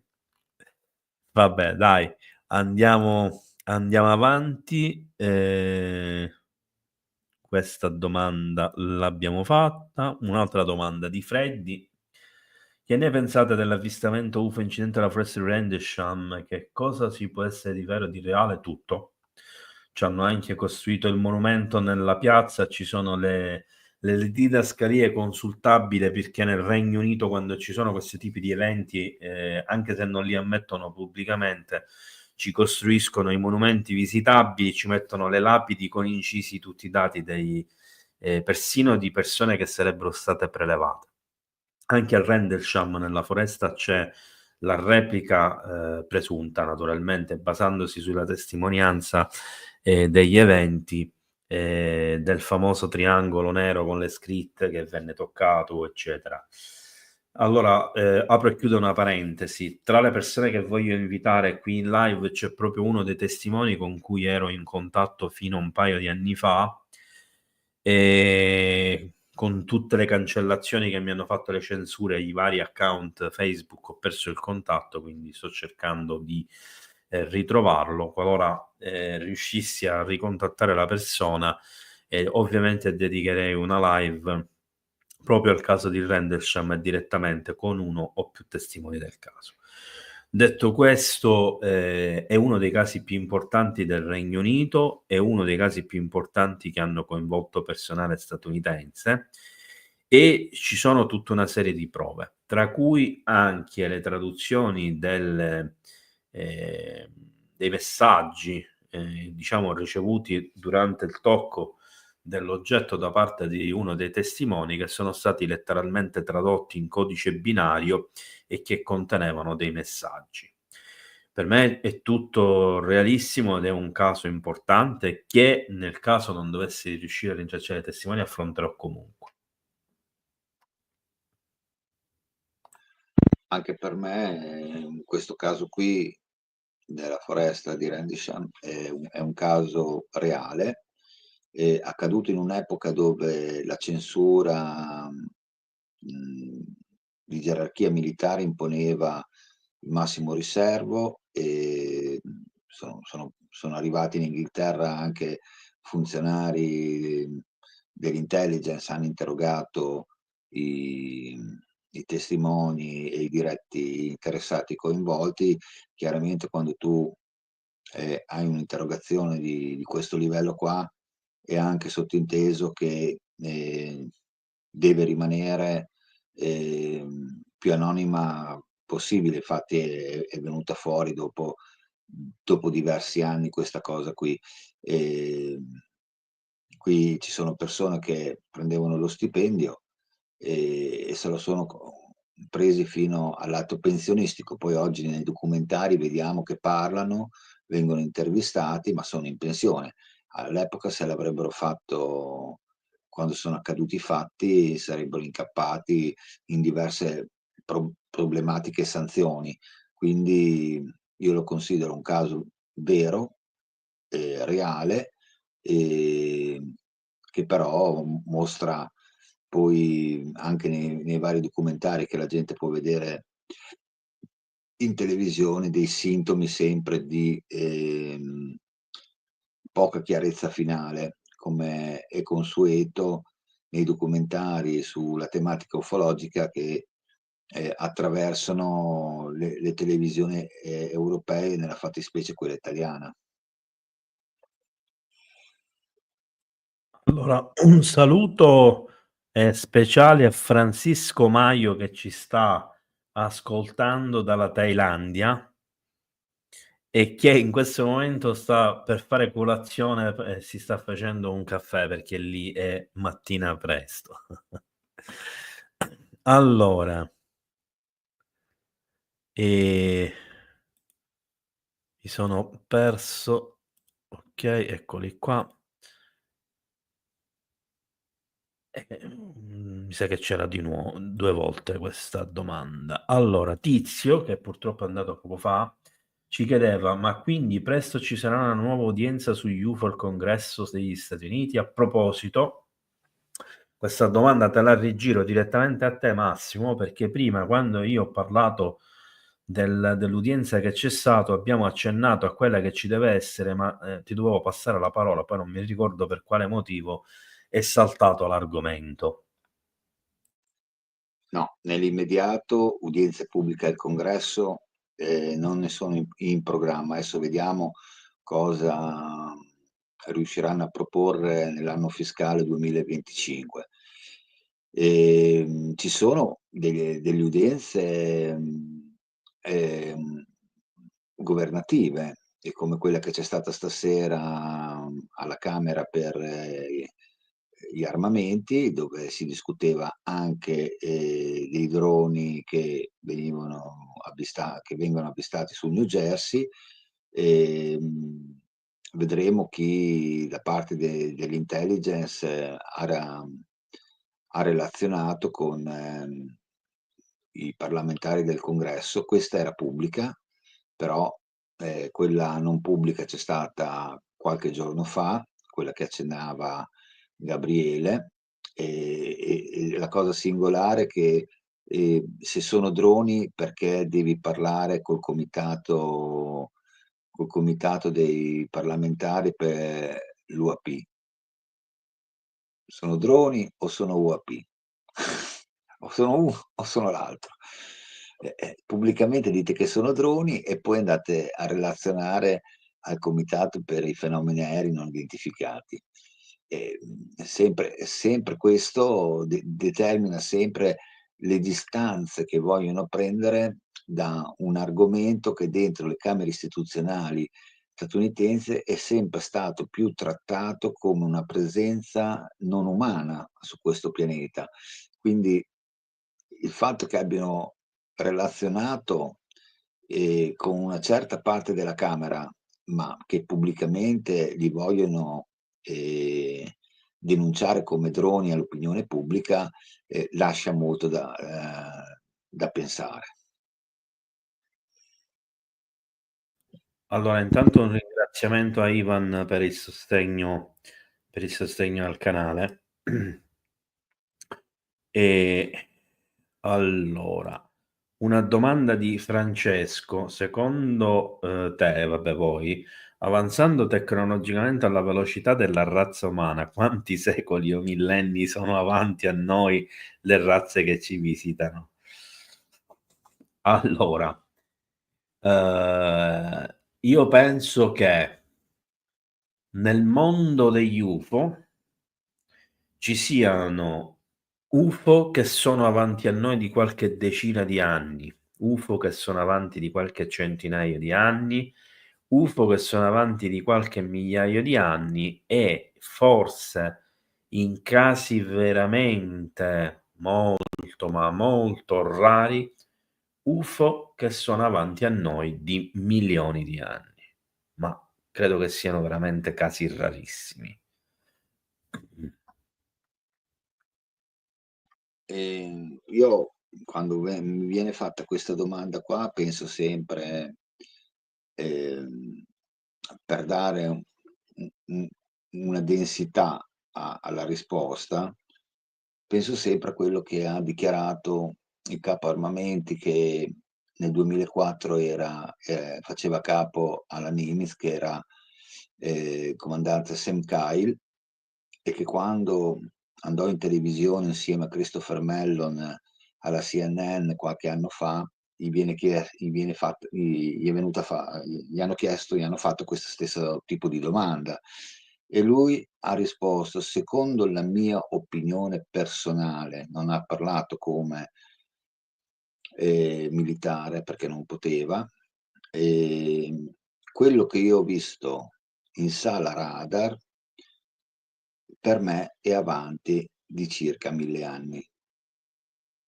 Questa è stata la risposta di uno dei capo armamenti più rispettati, che ha avuto gli incarichi per la Marina americana e che si è trovato in quelle circostanze a vedere le evoluzioni che facevano i famosi tic-tac in sala radar insieme ai radaristi. Quindi, secondo me, è un giudizio di una persona autorevole che ha un'ampia conoscenza, proprio per mestiere, di tutto quello che sono gli artefatti che volavano all'epoca, sia da parte degli Stati Uniti che da parte della concorrenza, perché un capo armamenti deve prendere delle decisioni quando si è sotto pressione, quindi lui proprio per mestiere sapeva veramente cosa vola o cosa non vola sui nostri cieli, e quello che lui ha visto in sala radar non l'ha mai associato a nessun artefatto terrestre, però non l'ha potuto dire in modo diretto, ha solo detto che quello che lui ha visto, secondo lui quella tecnologia è avanti 1000 anni rispetto alla nostra.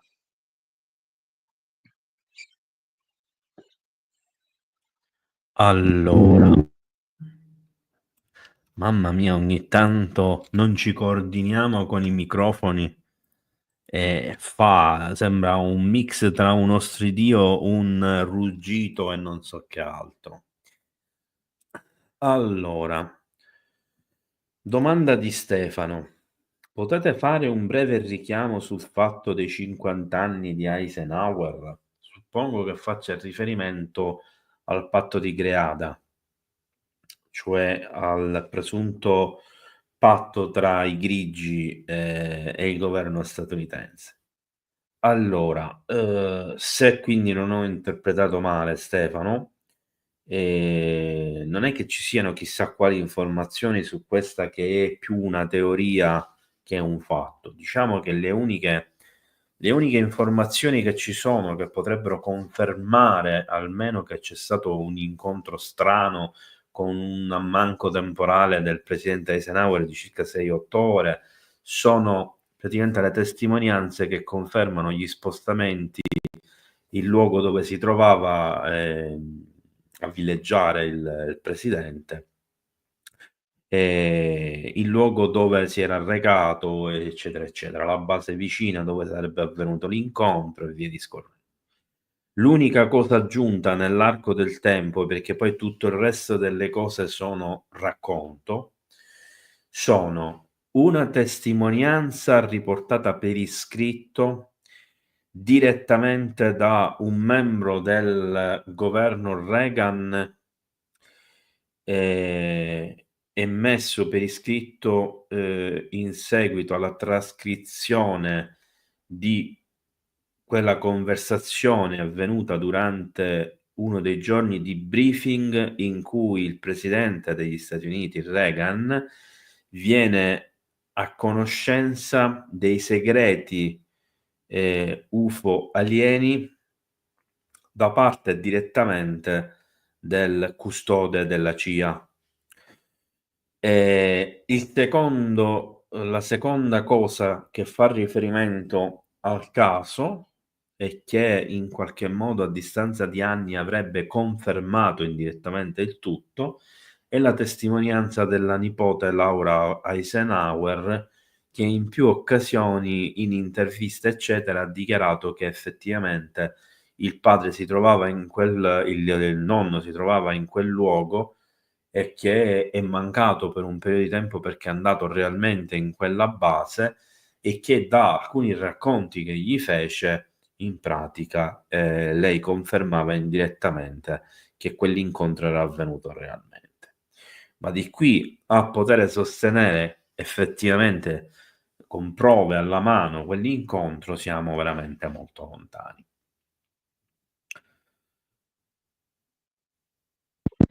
Ma io prima l'ho citato Eisenhower, proprio se è vero quello che si dice su Eisenhower, i tempi sono maturi. Se tutti i racconti corrispondono alla verità, ma questo non è comprovato perché chissà dove sono infognati quei documenti che attestino questo famigerato incontro fra la delegazione, chiamiamola galattica, e il presidente Eisenhower, questo lo sanno in pochi e rimarrà forse sepolto lì dov'è per parecchio tempo. Se è tutto vero, questi extraterrestri che all'epoca ci avevano fatto delle offerte per abbandonare il nucleare, ci avrebbero dato la scienza per curarci, eccetera, eccetera, eccetera, che a quando sembra i vari presidenti e i potenti dell'epoca rifiutarono questa offerta, questa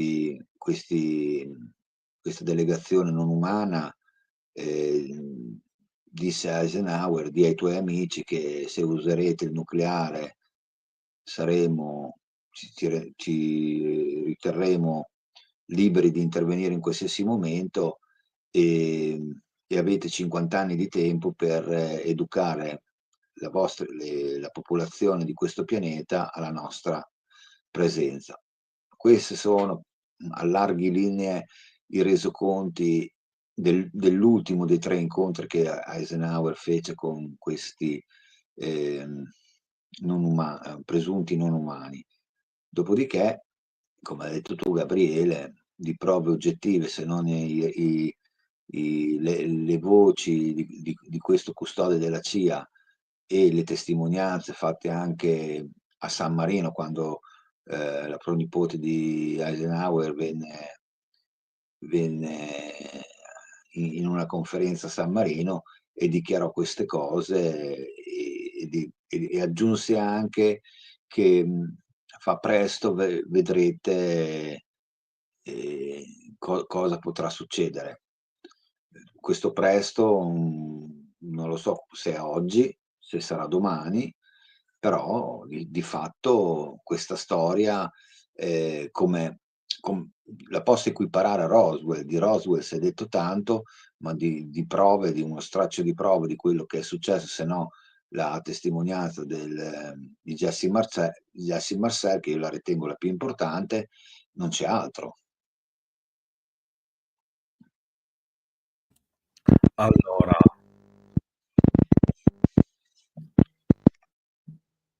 domanda di Giuseppe. Questa sfera, quindi suppongo che faccia riferimento a quella dell'aeroporto di Manchester, è rapportabile alle dimensioni di un'auto utilitaria? No.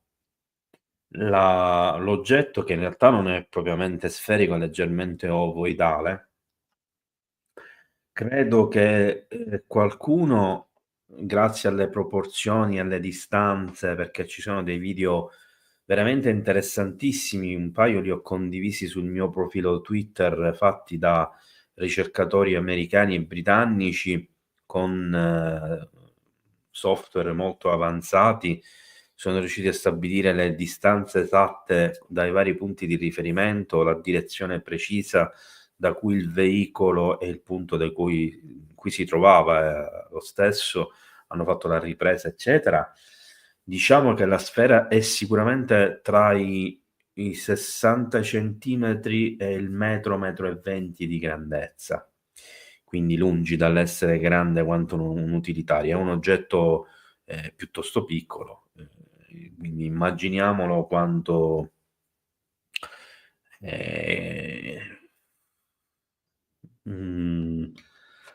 meno della metà di un'utilitaria, ecco, meno della metà sicuramente.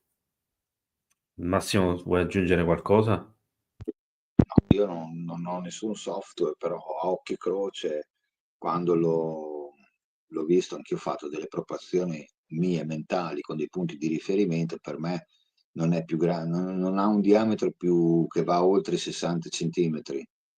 Non va oltre, cioè per me è grosso come un pallone da basket.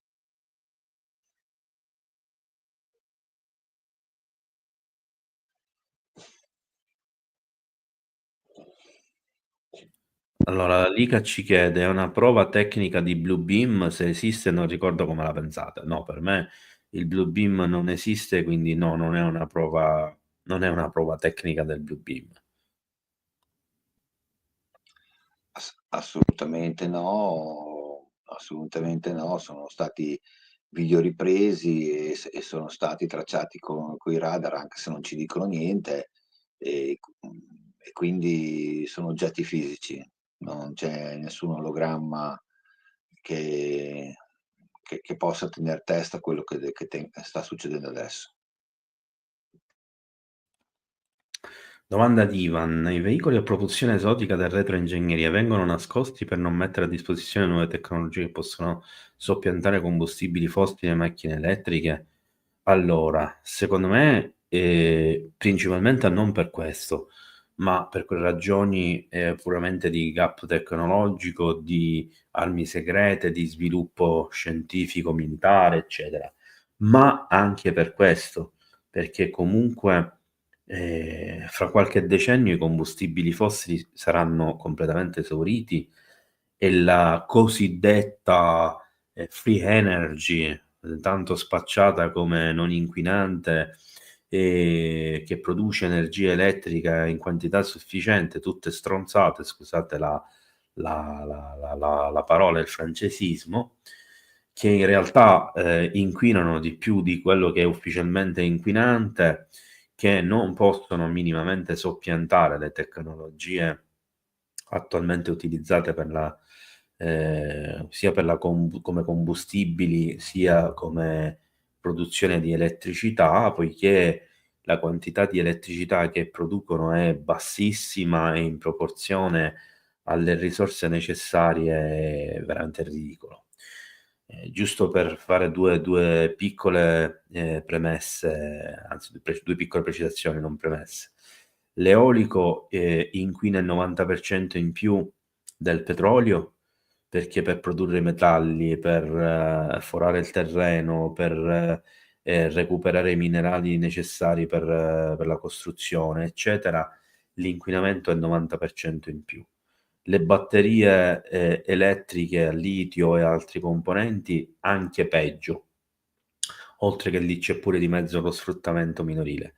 Per quanto riguarda invece il solare, in realtà non è una vera energia solare, perché i pannelli con la più avanzata tecnologia attuale non riescono a produrre, ad andare oltre il 20% di produzione di elettricità, e comunque inquinano, e comunque per crearli bisogna scavare, recuperare minerali, quindi dissodare il terreno e via discorrendo, e poi ci sono tutte le conseguenze, eccetera. Queste cose le dico perché non esiste un sostituto delle tecnologie combustibili fossili, sia per quanto riguarda il movimento dei veicoli, sia per quanto riguarda la produzione elettrica. Quindi se non si parla di fusione fredda e altre cose che possono realmente sostituire la produzione di energia, siamo a male, nel senso che nel momento in cui finirà il petrolio, se non verranno tirate fuori queste tecnologie, e verranno tirate fuori al momento opportuno proprio per interessi economici, perché chi non potrà più mantenere l'impero petrolifero avrà la necessità di mantenerlo utilizzando altre risorse. Non dimentichiamo, e chiudo questa parentesi, che i Rockefeller, che sono tra i maggiori diciamo produttori di combustibili eccetera sul territorio statunitense, sono quelli che stanno investendo più di ogni altro proprio nell'eolico e nel solare, nelle free energy, e che stanno acquisendo praticamente anche le tecnologie del futuro, perché al momento ci stanno, come si suol dire, impaccando letteralmente la free energy fasulla, facendoci spendere un botto di soldi, forse anche per diminuire l'inquinamento degli automezzi, ma a sfavore di altro. Però domani sono già pronti a sostituire con altre tecnologie che realmente possano soppiantare. Una di queste potrebbe essere l'elio 3, chiusa parentesi. Ma secondo me, noi le tecnologie che immaginiamo noi di retroingegneria,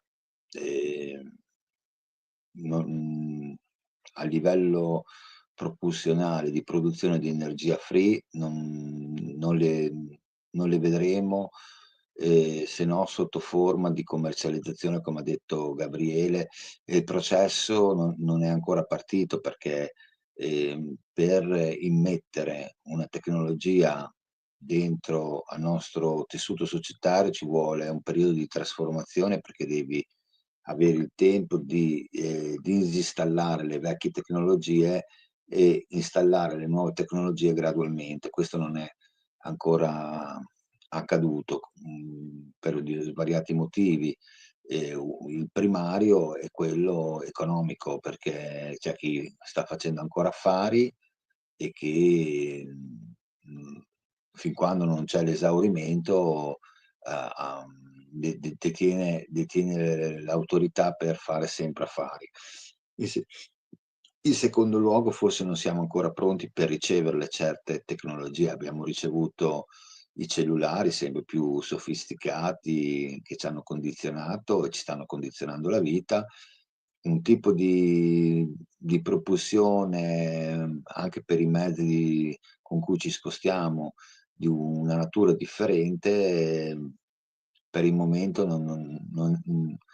secondo me non siamo ancora, o hanno valutato che non siamo ancora pronti a riceverle, perché sarebbe un altro impulso di cambiamento e adattamento della concezione di spostarci. Quindi per il momento no. Per quanto riguarda i sistemi di energia produttivi che potrebbero tenerci nascosti, quelli, ripeto, per il momento è così, e sarà per un periodo ancora decennale o ventennale, fin quando non esauriscono fino all'ultima goccia quello che stanno utilizzando ancora tutt'oggi per un fattore commerciale. Allora, intanto un grazie alla Liga che ha sostenuto il canale, e anche per le sue parole. Allora, Giorgio ci chiede in sostanza se esiste la foto che era a mezz'aria sulla pista e quella in aria, ma è stato quindi riferimento al velivolo di Manchester, ripreso quando sfrecciava in alto, si vede in cielo senza vedere il decollo. Se non ho capito male, allora dalle foto e dei video non si vede né l'atterraggio né il decollo. Nel video si vede solo il velivolo in aria che si muove e nelle foto si vede soltanto l'oggetto in due posizioni leggermente sfalsate sulla pista. Ci sarebbe il secondo video che dicevo prima, ma che non è ancora emerso, in cui si vedrebbe l'oggetto sia scendere che risalire. Però purtroppo di questo ancora non c'è traccia.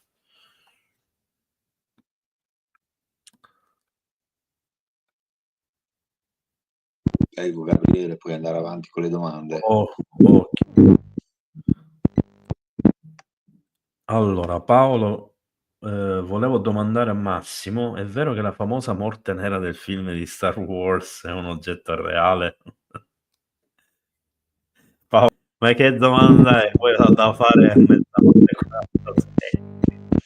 Paolo, guarda, non so risponderti perché non l'ho mai vista e se esiste è molto lontana da occhi indiscreti, ma penso di no. Penso che sia il frutto di un artefatto cinematografico e che se fosse vera, cioè, sarebbe stato un cantiere molto lungo e quindi vuol dire che già da prima che avessimo i cellulari questo cantiere era in essere, ma non penso proprio che sia così, almeno per me è una cosa inverosimile. Allora, facendo riferimento alla morte nera di Star Wars, se non ricordo male, per costruirla con le tecnologie avanzate dell'impero di Star Wars, che sono probabilmente 1000 anni avanti alle nostre, se non di più, credo che ci siano stati 25 o 30 anni. Quindi dubito che con la nostra tecnologia ci volessero meno di 3 milioni di anni per poter una cosa del genere. Detto questo, ovviamente stiamo scherzando, Paolo, anche se mi sa che già sta dormendo, Paolo, nei migliori sogni della notte.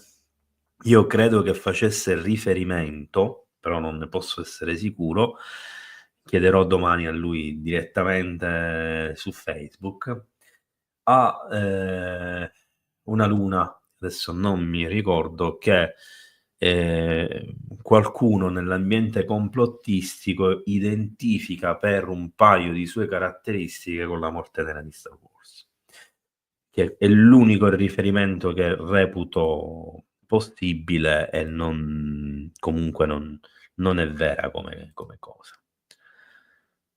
Allora, Maya chiede: quali criteri hanno usato per classificare i veicoli e le razze aliene? Bella domanda. Non credo che abbiamo accesso a questa informazione, anche perché se l'avessimo credo che non potremmo parlarne. Diciamo sullo stile Bob Lazar, possiamo solo teorizzare, Maya, e ti dico la mia e poi Massimo ti dirà la sua. La faccio breve. Io credo che una classificazione di veicoli può avvenire solo e esclusivamente come l'ho detta prima io, nel senso che la classificazione avviene per tipologia di tecnologia. La tipologia di tecnologia non viene valutata solo in tipo vero e proprio di tecnologia. Faccio un esempio pratico. Una cosa è una propulsione elettromagnetica, una cosa è una propulsione a plasma, per dire.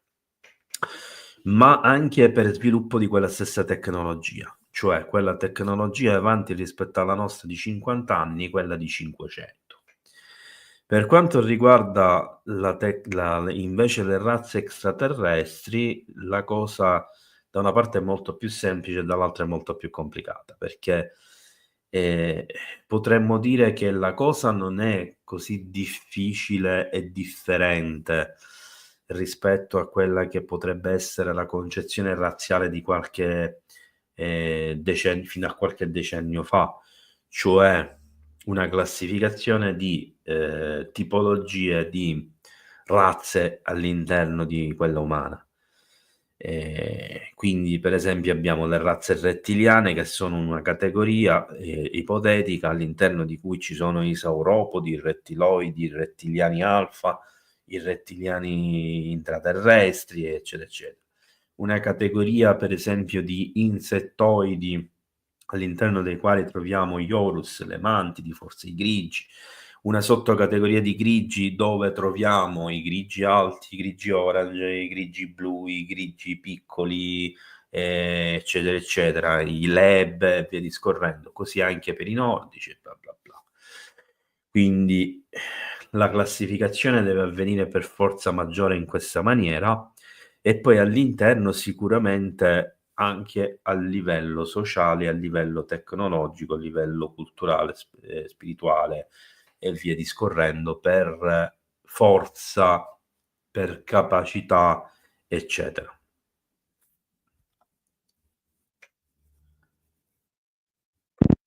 No, per me, per quanto mi riguarda, la classificazione dei velivoli e le razze aliene è un argomento che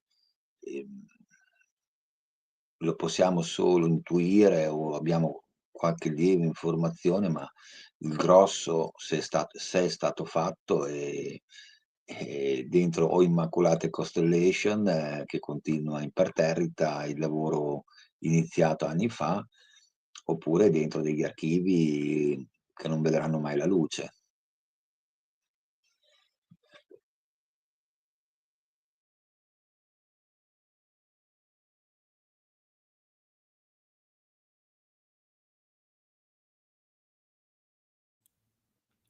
Sì, hai ragione Massimo, mi ero dimenticato il microfono staccato. Allora lo dico ad Enrico, ma vale per tutti coloro che sono entrati in ritardo e che non hanno sentito il mio stop alle domande. Allora, tutte le domande che non ho già segnato vanno scritte sotto al video e vi risponderò domani, il prima possibile. Detto questo, stiamo andando verso la chiusura, abbiamo le ultime 8/9 domande segnate, tra cui questa di Giorgio. Nel frattempo non so se Massimo è caduto o è ancora online, quindi nel dubbio al momento mi metto io in sovraimpressione. Appena rientra Massimo lo faccio rientrare. Insomma, la sfera azzurra che sorvola una base americana in Afghanistan pressoché simile, o sbaglio? Allora Giorgio, la sfera a cui fai riferimento tu, se non erro, è nera e non blu.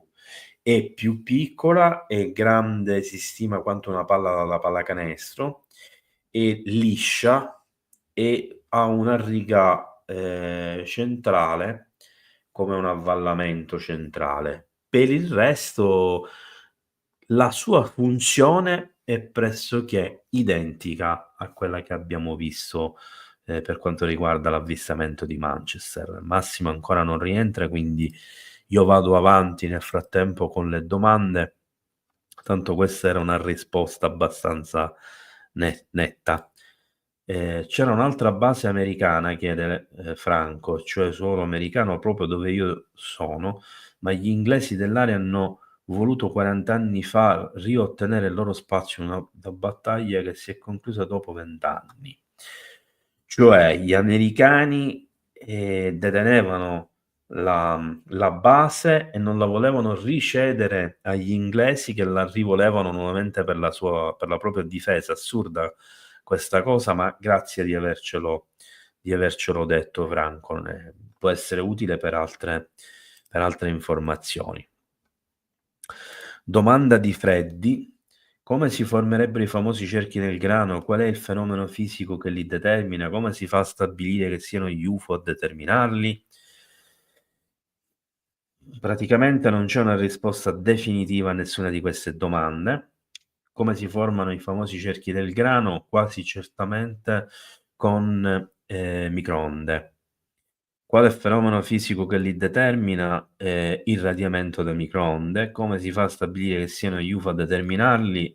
Allora, punto primo, sono state filmate le sfere di luce, le sfere luminose che li hanno composti. Trovate il video storico della Scozia qui sul canale.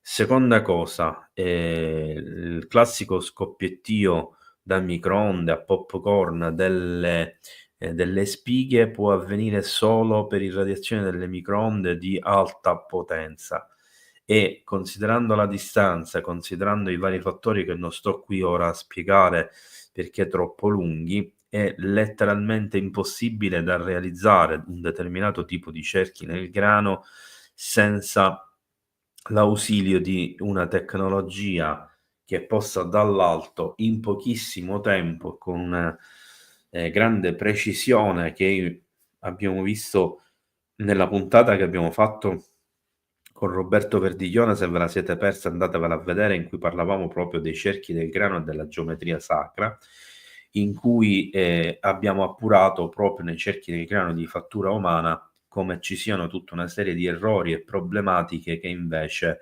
non sono praticamente riscontrabili in quelli che sarebbero stati fatti dagli UFO. Faccio rientrare a Massimo, che è rientrato. Allora, Massimo, abbiamo le ultime 4 domande e una frase scherzosa che faccio andare subito in sovraimpressione di Franco, che ci dice una domanda non a tema e scherzosa per Massimo: quale voltaggio hai usato oggi per i capelli? Sicuramente meno di 240 volts, non sono dritti come al solito. Mi sa che li hai un po' accorciati questi.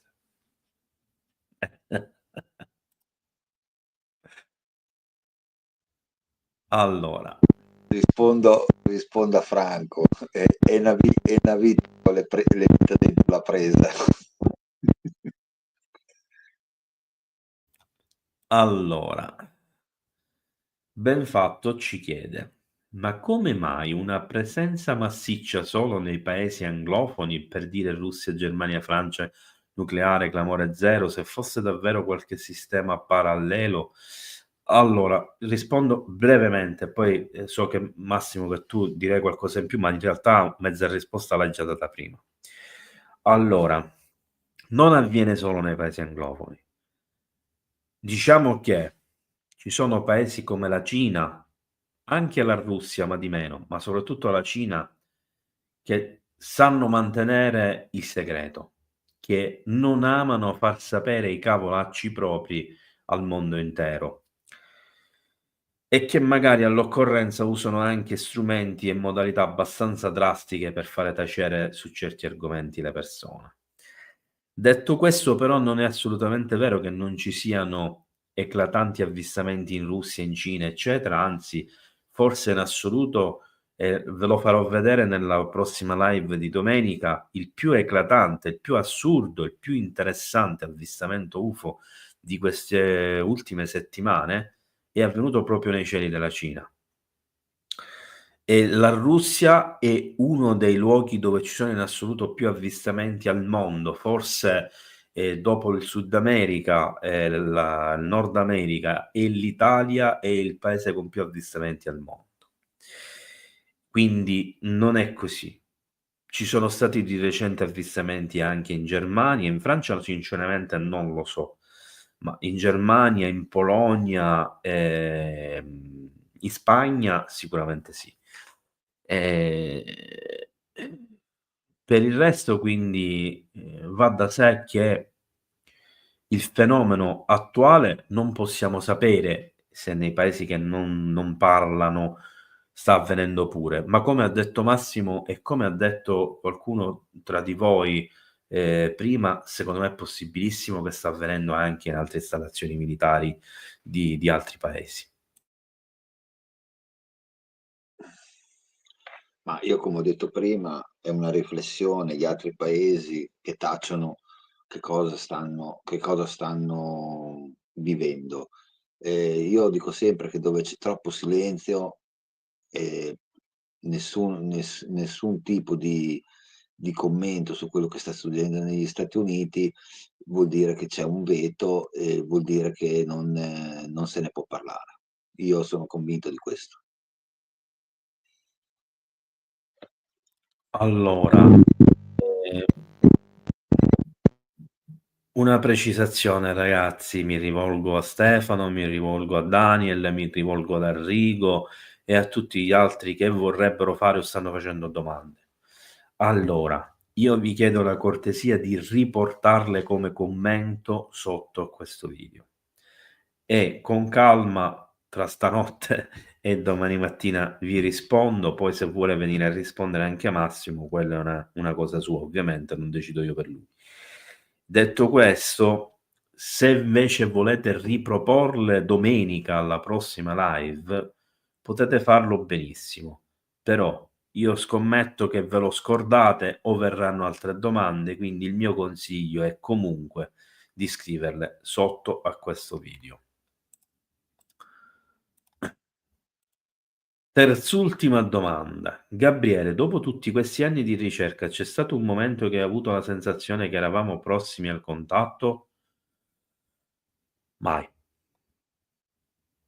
Prossimi al contatto? Mai. Nemmeno adesso. Nonostante, allora, per chi mi conosce più approfonditamente, Giuseppe, sa che io non credo proprio nel contatto. Io non ne vedo l'utilità da parte degli extraterrestri di scendere per avere un contatto. L'unica utilità che c'è è quella di un'interazione, di una collaborazione, eccetera. Ma mettendomi nei panni di un extraterrestre che è più avanzato, più evoluto, che può avere quello che vuole, può prendere tutto quello che vuole senza chiedercelo, eccetera, che tipo di collaborazione potrebbe volere da una razza che non sa convivere con se stessa, che non sa tenere pulito il proprio pianeta e il proprio mondo, che non sa elaborare tecnologie se non trasformarle immediatamente in ambito militare, che si fa la guerra costantemente tra di noi, che fa la guerra a chiunque si prova ad avvicinare a noi, che usa distruzione di massa e distruzione del pianeta, cioè tutto ciò che è negativo, eccetera. Per carità, siamo anche artisti, siamo anche amorevoli, siamo anche passionali, siamo anche spirituali quando ci mettiamo, eccetera, eccetera. Però non si può negare che siamo una specie di guerrieri, o forse di guerrafondai. Quindi io non lo vedo questo contatto, non ne vedo la necessità da parte extraterrestre, non ne vedo il motivo.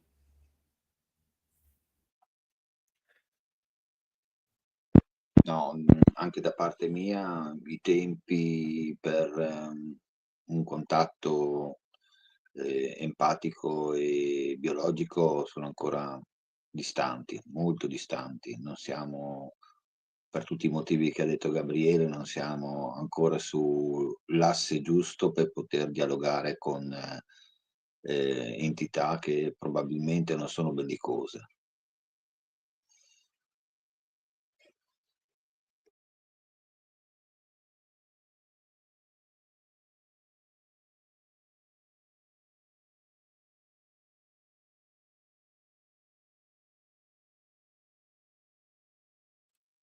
Hai ragione, la stanchezza.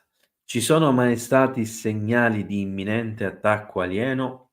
Per me, ufficialmente, no. Però, di minacce ritenibili dirette della serie statevi buoni buoni, non rompete le scatole perché vi distruggiamo quando e come volete, sì. È un esempio pratico ed eclatante, l'ho già detto la scorsa volta e l'ho già detto almeno in 3-4 video, l'attivazione delle testate nucleari nei silos degli missili CBM è una chiara minaccia. È un modo di dirvi possiamo farvi distruggere con le vostre stesse armi. Questa è una minaccia, non è una minaccia di invasione, non è una minaccia di attacco alieno, ma è comunque una forma di minaccia.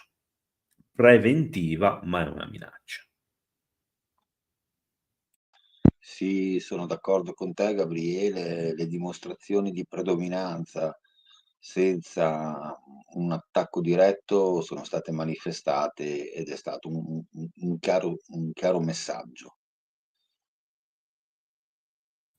Aggiungo una cosa che mi hai fatto ricordare adesso tu involontariamente, e che la scorsa volta abbiamo discusso per una domanda che riguardava le luci degli UFO.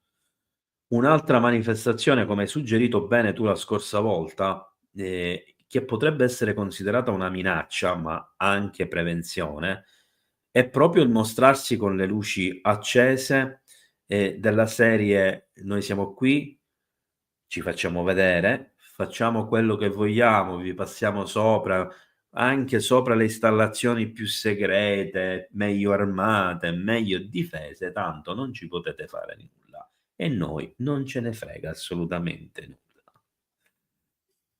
Altra cosa, ultima domanda di Michele, sempre: ma perché il mondo è pieno di misteri e perché ci sono poche verità? Allora, risposta alla prima parte della domanda: perché il mondo è pieno di misteri? Ma ce lo immaginiamo un mondo senza misteri? Che schifezza che sarebbe! C'è un mondo piatto, senza scoperte, senza novità, senza tutto previsto, tutto piatto, una schifezza. Quindi meglio così, cioè meglio che il mondo è pieno di misteri. Finché ci sono misteri c'è la spinta a cercare soluzioni, a scoperte, invenzioni, eccetera.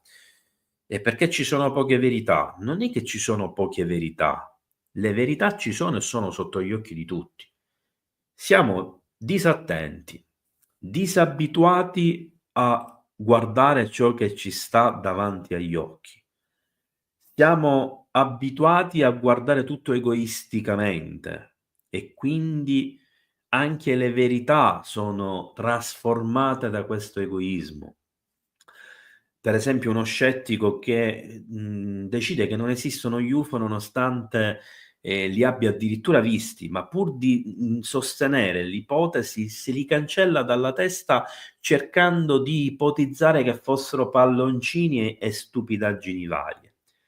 Quella è la sua verità soggettiva trasformata per egoismo, per bisogno a se stesso, ma non è la verità. La verità è quella, punto. Cioè, questo è un telefono cellulare. Questa è una verità. È uno smartphone, è un cellulare, quindi è una verità. E questo è un bigliettino, quindi è un bigliettino ed è una verità. Io sono una persona, è una verità. Ma quando le cose si complicano, le verità diventano complesse, diventano soggettive, perché cambia il punto di vista. Cambiando il punto di vista, cambia la percezione. Cambiando la percezione, cambia il risultato di ciò che vedi, che magari è lo stesso che vede la persona che ti sta accanto. Ritorniamo alla questione del time clocking. Si chiude sempre là il cerchio, ma cambiando il punto di vista, cambia la percezione, di conseguenza la verità appare diversa. Quindi, perché ci sono poche verità? Perché siamo distratti, perché siamo egoisti, e il terzo motivo, quello più grave, quello più brutto, è che c'è qualcuno che non vuole che le verità si sappiano, soprattutto in questi campi, per mantenere il proprio potere ben saldo. Ma perché accade questo? L'equazione è semplice, perché molte cose le hai già detto te, Gabriele. Io penso sempre che viviamo in un pianeta popolato da molti e dove pochi sono curiosi, pochi detengono la conoscenza vera e ti fanno sapere solo quello che gli occorre perché ti possa governare il più a lungo possibile. Allora Massimo, non ci sono più domande, è tardi, siamo stanchi, andiamo a dormire. Sono 4 ore quasi spaccate, quindi io ringrazio a tutti quanti per essere stati qui con noi. Vi auguro una buona serata, una buona nottata, vi mando un abbraccio. Se avete domande vi ricordo che potete scriverle, non solo quelle già pubblicate senza risposte, ma potete scrivere tutte le domande che volete. Vi ricordo il like e naturalmente vi ricordo ancora una volta che domenica ritorniamo qui alle 21:10 con Massimo per affrontare nuovamente questo argomento con altri articoli, con altre novità, con altri video, e naturalmente un grazie a Massimo per la sua presenza e per diciamo la sua volontà sempre costante di raccontarci delle cose, di spiegarci delle cose. Buonanotte Gabriele, buonanotte a tutti voi che siete ancora in ascolto e ci vediamo alla prossima. Buonanotte a tutti, ciao.